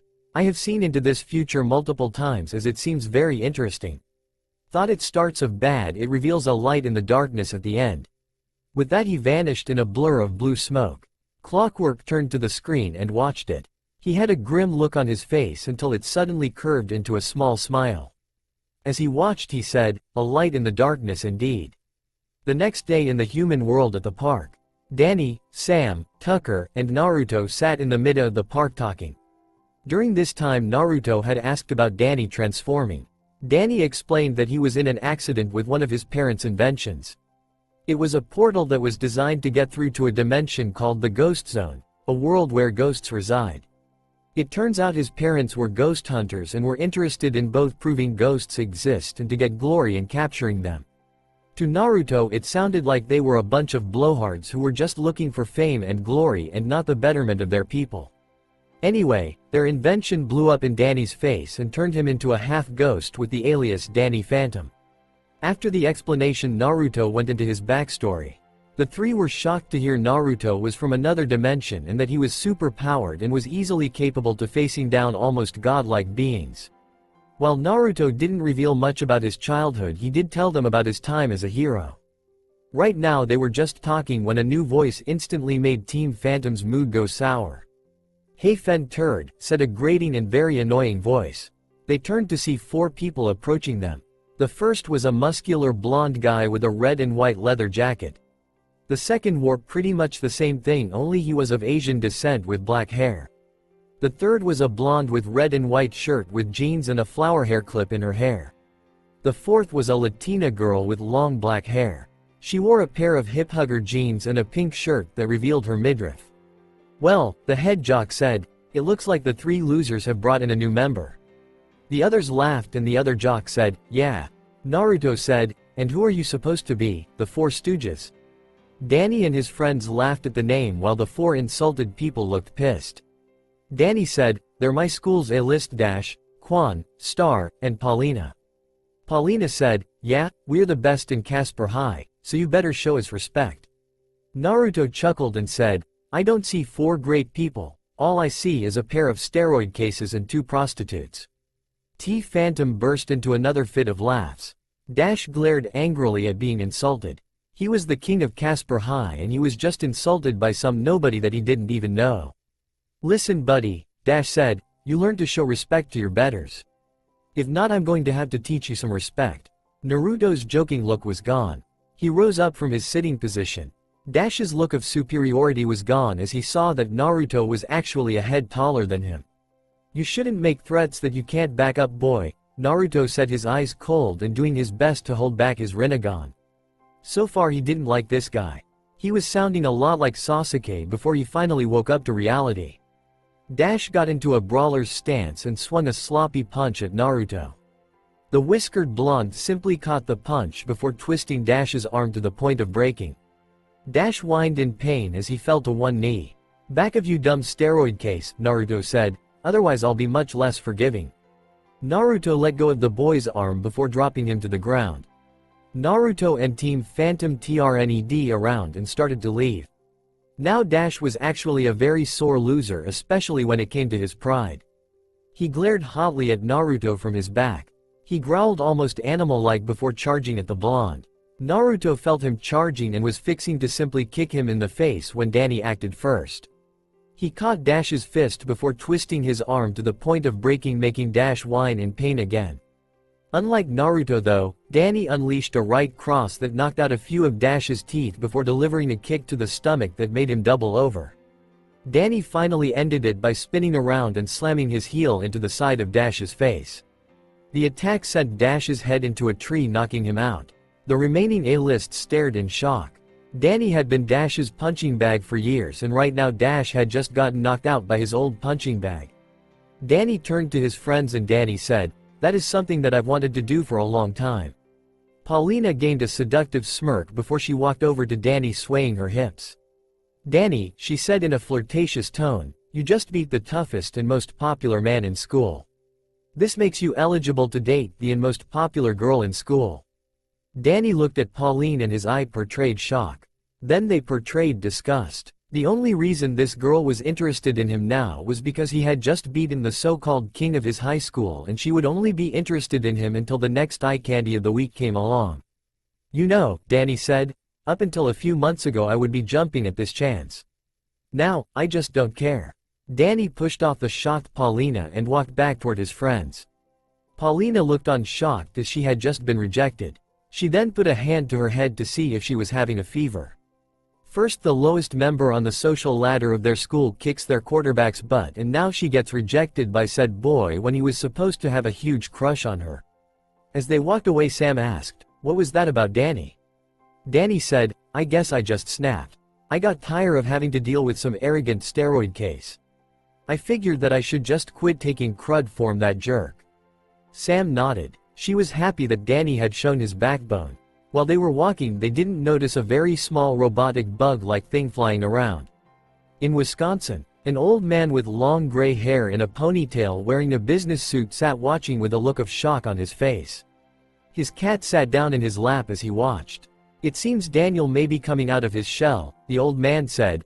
"Oh well, with my latest plan he and my beloved Maddie will soon be mine." The air was filled with the man's mad cackle. It had been a long few days for Naruto and Team Phantom. Naruto had grown closer to Danny and his friends. He recently joined them on ghost hunts, taking the alias Shadow Fox again to fight alongside Danny Phantom. The ghosts were coming out less and less with the super powerful Shadow Fox on Team Phantom's side. Rumor were actually spread through the ghost zone that humans were evolving superpowers and were now becoming too powerful to fight. Naruto also met Jazz, Danny's older sister. Naruto also grew to reveal his secret to them and just about his war. When he showed his tails, he found another constant in the universe. Jazz immediately jumped and cuddled the furry appendages. Sam, despite her goth way of life, couldn't resist cuddling Naruto's tails, much to Danny's ire. Speaking of ire, Danny had become pretty popular at school after it became known that he kicked Dash around. Danny would have normally taken such praise from everyone happily, but he knew it would be the same with Paulina. Once somebody more interesting showed up or when he lost a fight to someone he would become old news. He almost lost his friends when he was obsessed over popularity and he wasn't about to do it again. At the time everyone in town had gathered for some big meeting that the mayor had called. Everyone was chatting things up while Danny, Sam, Tucker, and Jazz looked a little bit nervous at what was going on. The May happened to be their biggest enemy Vlad Masters, who happened to be a half-ghost just like Danny. The problem was that he had gotten his powers many years ago and he had a lot more experience than Danny. As this was going on, Naruto stood off to the side cloaked using a special jutsu he got from the old pervert that he called a sensei. Naruto stood watching as an old man with his white hair in a ponytail and wearing a business suit. "Ladies and gentlemen of Amity Park," the old man said as he stood to a podium, "for too long has this ghost plague gone on in our fair town. Through much research on the ghosts I have found that this ghost is responsible." An image of Danny Phantom appeared on the screen. Off to the side Naruto rolled his eyes and suppressed the urge to groan. It was the same story of his life in a sense. They need something to blame all their troubles on and they blame the guy who is actually trying to do something about it. Vlad continued, "I have been studying this ghost for quite some time now. My investigation has led to a shocking discovery. Behold, Danny Phantom's true face." The image turned to a video of Phantom changing back into Danny. The crowd gasped and Team Phantom turned pale. Danny was now the center of attention, which was something he didn't like to be. There were strange looks from the teenagers and the parents. His own family looked shocked while Sam, Tucker, and Jazz tried to get closer to Danny in case somebody tried to do something. Pamela Manson, Sam's mother, came through the crowd and said, "Come here, Samantha. I'm getting you away from this little freak." She grabbed Sam's arm only for her daughter to pull out of her grip. "I'm not leaving him," Sam said sternly. Tucker's dad said, "Come here now." Tucker looked at his father defiantly and said, "No way. I've stood by Danny before, I'm not leaving him now." Now most ghost hunters were complete idiots who would jump at the chance to vaporize a ghost. Madeline Fenton was not one of those ghost hunters. She had always wanted to capture a ghost to study it. She had yet to do so, but without this shoot first, ask questions later way of thinking, she was actually thinking about this situation. Sam and Tucker had talked about this as if they had known that Danny was the ghost and talked as if he was still him. This got her thinking that something was wrong with Vlad's story. Unfortunately, her husband Jack was not as thoughtful. "Get away from that ghost, kids," Jack said, pointing his bazooka at them. This only made the group of friends wind up tighter. At that moment the roof to the tower blew out. Large black and white helicopters with the words GIW were stamped on the side in black. A few agents wearing white suits came out and their leader said, "Daniel Fenton, you are under arrest under the violation of ectoplasmic law and you are sentenced to containment and some really painful experiments." Danny was really starting to sweat now. This was not the way he wanted to reveal his secret. He was really getting freaked out at the moment. "Danny," Sam said, "go. Get out of here." Danny said, "Sam, I can't just leave you and Tucker here." The GIW took out their weapons and they were about to fire. "Go," Sam yelled. Danny transformed quickly and flew up. He then took off just as the guys in white started firing their weapons. Danny dodged the blasts and kept on flying. The helicopters were about to fire blasts of their own when Naruto appeared and called out, "Storm leg." Confusion. The wave of energy blades actually sliced the copters apart. Luckily for the pilots, they were able to get out of the copters and parachute down to the ground safely. Meanwhile, Sam, Tucker, and Jazz ran to the Fenton family assault vehicle and grabbed the easily stored Fenton ATVs. They sped off after their friends. Maddie and Jack got in the vehicle as well and drove. One of them was going to try and get answers while the other had the idea of wiping a certain ghost of the face of the earth. Danny and Naruto flew and ran respectively down the street as they avoid the blasts from the GIW. Naruto actually turned on his heel and focused his powers over gravity a few of the copters to smash together or crumple up into a ball. How the pilots were able to get out of that alive was really hard for Naruto to tell. Danny was just avoiding the blasts and firing his own, destroying the weapons that were firing. "Danny," Naruto yelled, "we got to get out of here. You got any ideas?" Danny knew that there was only one place to go, though he didn't like it very much. Danny nodded and the duo headed straight for Fenton Works. Naruto dodged a sudden blast fired from a few agents wearing jetpacks. The blonde simply jumped up using a mix of moon step and gravity manipulation and kicked the heck out of them. Danny was being assaulted by a few agents himself and was successfully fighting them off. While they were fighting though, a few agents placed a device near Danny that had a cylinder base and a large metal orb on top that had green orbs glowing on it. The agent hit the button and a stream of green energy hit Danny. The boy screamed in pain as he felt HT energy drain from his body. Naruto noticed this and quickly punched the agent he was dog-fighting with before he spun around and sent a storm leg wave that sliced the machine in half, causing it to explode. Danny was clutching his head and hovering in the air. Naruto could tell that Danny was low on power. Whatever that device was, it had drained Danny's power and he was just barely able to hold on to consciousness and his ghost form. A GIW copter flew up and aimed a weapon designed to capture ghosts at Danny just as the Fenton family assault vehicle rolled. "Eat this, ghost scum," Jack yelled as he reached out to punch a button. "Jack, no," Maddie cried as she tried to stop her husband. It was too late though. The button was pressed and a missile was fired from the vehicle. Danny was barely able to dodge the blast while the copter wasn't so lucky. The pilot ejected, but there was another problem. At that time Danny's friends had rolled up and were now in the copter's falling path. Danny noticed this and using the last of his strength flew down and got his friends and sister out of the way. The boy looked up and closed his eyes as the copter crashed down on the boy and erupted into flames. "Danny!" Sam screamed as she saw her friend buried under the massive metal contraption. Naruto jumped down and lifted the large object and threw it like a softball, getting it off him. They had hoped that Danny had managed to go ghost as the last second. It wasn't so. Danny's crushed body lay before them, crushed, burned, and almost unrecognizable. Sam cried in sorrow and hugged Naruto, burying her face in his chest. Jazz and Tucker were embracing as well, tears of sorrow and running down their faces. "Yes," came the excited voice of Jack Fenton. "Finally we got that ghost kid." "Is that great, Mads? Maddie?" Maddie was standing over the body of her son. Tears were welling up in her eyes as she looked down. Instead of the ghost boy that she had hunted for months on end, she saw her baby, her little boy who she had raised. It all made sense. How their gadgets seemed to home in on Danny, and why every time they would talk about hunting and dissecting ghosts Danny would look sick, and why he would seem scared around them sometimes. She wasn't the only one upset. Vlad himself was standing over to the side with a look of disbelief on his face. This wasn't how his plan was supposed to go. His plan was to announce Danny as Phantom, say that he had a cure which involved separating his human and ghost half.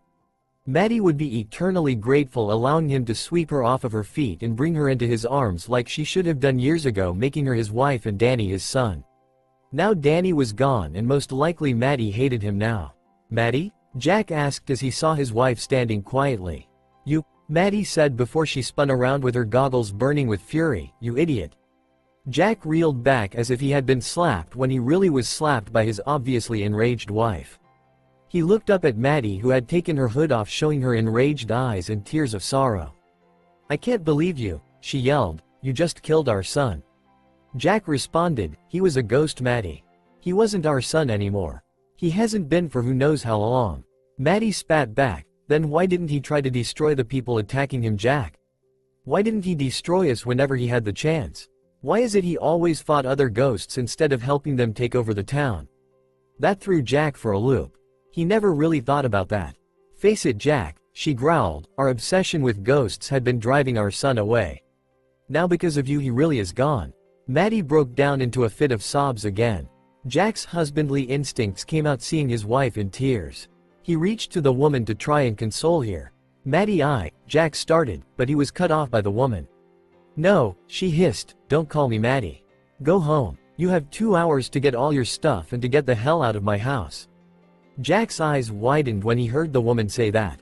He would have tried to get her to listen to reason, but he knew from experience that there was no getting through to Maddie when she got like this. He turned away and got into the FFAV before taking off to get his things and leave. Maddie was consoled by Jazz while Vlad, knowing that he had ruined his chances at Maddie completely, just went back to his manor to sulk. A few days later, the entire town had shown up at Danny's funeral. Maddie was crying endless tears as she stood by her son's grave. Tucker was pretty much in the same state of mind supporting Jazz and Sam as they cried over the loss of their brother, friend. Jack wasn't anywhere near the funeral. A day or two earlier a sample of Danny's blood was taken revealing Danny's status as a human ghost half-breed and not full ghost or possessed. Danny's death was now considered a homicide and Jack was put in jail.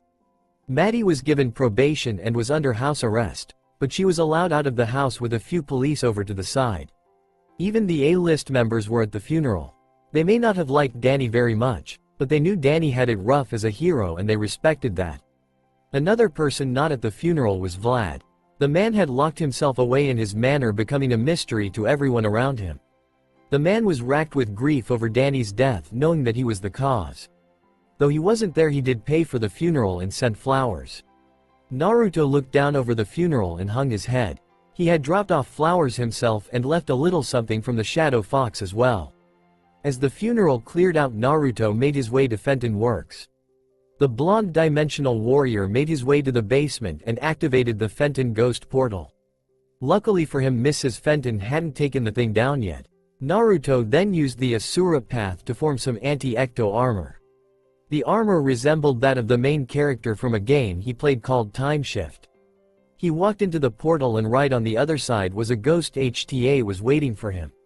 The ghost was tall and looked like a werewolf wearing a bright green prison uniform. "Hello, Wolf," Naruto said, his voice slightly distorted due to the helmet. Flashback. It was the day after Danny's death. Shadow Fox stood on top of a building. The blonde was using his astral Rinnegan to scan for trouble, but there was basically none. It was then that he felt a familiar chill. He spun around to see a werewolf ghost standing behind him. "Who are you?" Naruto asked, getting ready to draw his swords. "Me, Wolf, friend of Danny," the werewolf said. Naruto said, "So what are you doing here? You come here to grieve?" The wolf man shook his head and said, "No, friend in Ghost Zone. Want to meet you tomorrow." Naruto's eyes widened and he smacked his forehead, saying, "Why is it that I didn't think of looking there before? I must have had a blonde moment. Curse my hair color." Wolf tilted his head to the side and raised an eyebrow. After Naruto was done mentally beating himself up, he said, "Fine, I'll meet you tomorrow afternoon. If you're pulling one over on me though, I'll rip off all the fur on your body and use it to decorate my house." Wolf paled at the threat and nodded his head really fast, leaving an after image. With that he ran off and Naruto was standing alone. End flashback. Naruto looked at Wolf and said, "Where is he?" Wolf made a follow me motion and the duo ran off. Naruto was able to keep up with Wolf's speed thanks to his constant training and his manipulation over gravity. Eventually they came across a large door. This was not actually uncommon as there were hundreds of floating doors. When they entered, Naruto was surprised at what he saw. The inside actually resembled a large castle. The place was surrounded by forest. There were multiple islands floating around the castle. The castle itself was floating on a large piece of earth above a large swirling green vortex. "Whoa," Naruto said, "I have got to talk to the designer of this place." At that moment the ground started to shake and a portion of the ground they were standing lifted up and floated over to the castle. The ground they were standing on floated over to the castle where the drawbridge dropped and allowed the duo to enter. Once inside, Naruto is immediately attacked by a giant green bulldog. The large animal's paws smacked Naruto the side while he dug his heels into the ground. Naruto glared at the dog and took out his chakram. The massive dog growled and was about to pounce when a familiar voice was heard. "Kujo!" The voice yelled, "What did I tell you about assaulting guests?" Out of a nearby hall Danny walked out. Naruto grinned while the large dog whined at being yelled at. "Don't worry boy," Danny said as he approached the animal, "he's a friend." The large dog leaned towards Naruto and sniffed him a bit. Then it shrunk down to the size of a puppy and barked cutely before running off. Danny said, "Sorry about Kujo. He's a little feisty around strangers, but once he gets to know you he's fine." Danny held out his hand as he and Naruto bumped fists. "How did you know it was me?" Naruto asked. "I'm the one who sent Wolf to find you," Danny said. "Now there is a reason I called you here?" Danny said, "Yeah, somebody told me that he would explain what was going on only when you showed up." Naruto raised an eyebrow, but his unasked question was answered when a pair of portals appeared. Out of the portals stepped Clockwork and Harold. "Greeting you Daniel and Naruto," Clockwork said with a bow. "Naruto," Danny said, this is Clockwork and Harold. They're some friends of mine. Clockwork nodded and said, listen Daniel, if this were the future you would have had, I would have tried to stop it. Danny asked, what do you mean Clockwork? Harold said, according to my brother you had multiple possible futures. When he, points at Naruto, came here, this future became the one you would have. Danny said, so the reason I'm dead is because of Naruto? Naruto was about to say something when Clockwork said, indirectly yes. Child, there is something you should know now that you are full ghost. Danny nodded and asked, what? Oh man, he isn't going to come back, is he? Clockwork said, no, you don't have to worry about him. Daniel, when you first got your powers you were in the Ghost Zone portal, correct? Danny nodded. Harold continued, for his brother, when you were turned into a half-ghost you actually absorbed the energy of the Ghost Zone. This would give you the potential to have the powers of all the residents of the Ghost Zone. This potential, however, was unavailable to you because of your human half. Danny looked shocked when he heard that before he realized something and said, wait, you mean the reason I absorbed Vortex's powers that one TM was because of my potential? The Master of Space nodded and said, yes, though the power would have only been temporary because it had to get rid of the extra ectoplasm to allow your human half to survive. Now that you are full ghost you have the potential to have those powers. Danny stepped backwards and almost fell over. A chair flew up from the wall which Danny proceeded to fall on. I don't believe this, Danny said, I just don't believe this. Naruto rubbed the boy's head and said, I got godlike powers, dude. Trust me, I know what you're headed for. Clockwork said, we are ready to supply you with teachers for your powers if they are willing to work with you. Naruto here can also teach you if he so wishes. Naruto said, even though I didn't directly cause this, I will help him. Besides, I may need some help when the big fight comes between me and whoever those shadow freaks send at me next. Danny looked at him and asked, are you sure about this? Naruto said, as sure as I'll ever be. Now when is training going to start? Clockwork answered, tomorrow. Rest until then. You will need it. Naruto here is not only a slave driver, but so are some of your other teachers. The two ghost brothers then disappeared in flashes of light. With that the two boys left to go and rest up for the training tomorrow. That's all for now. If you enjoy then please like, share and do comments.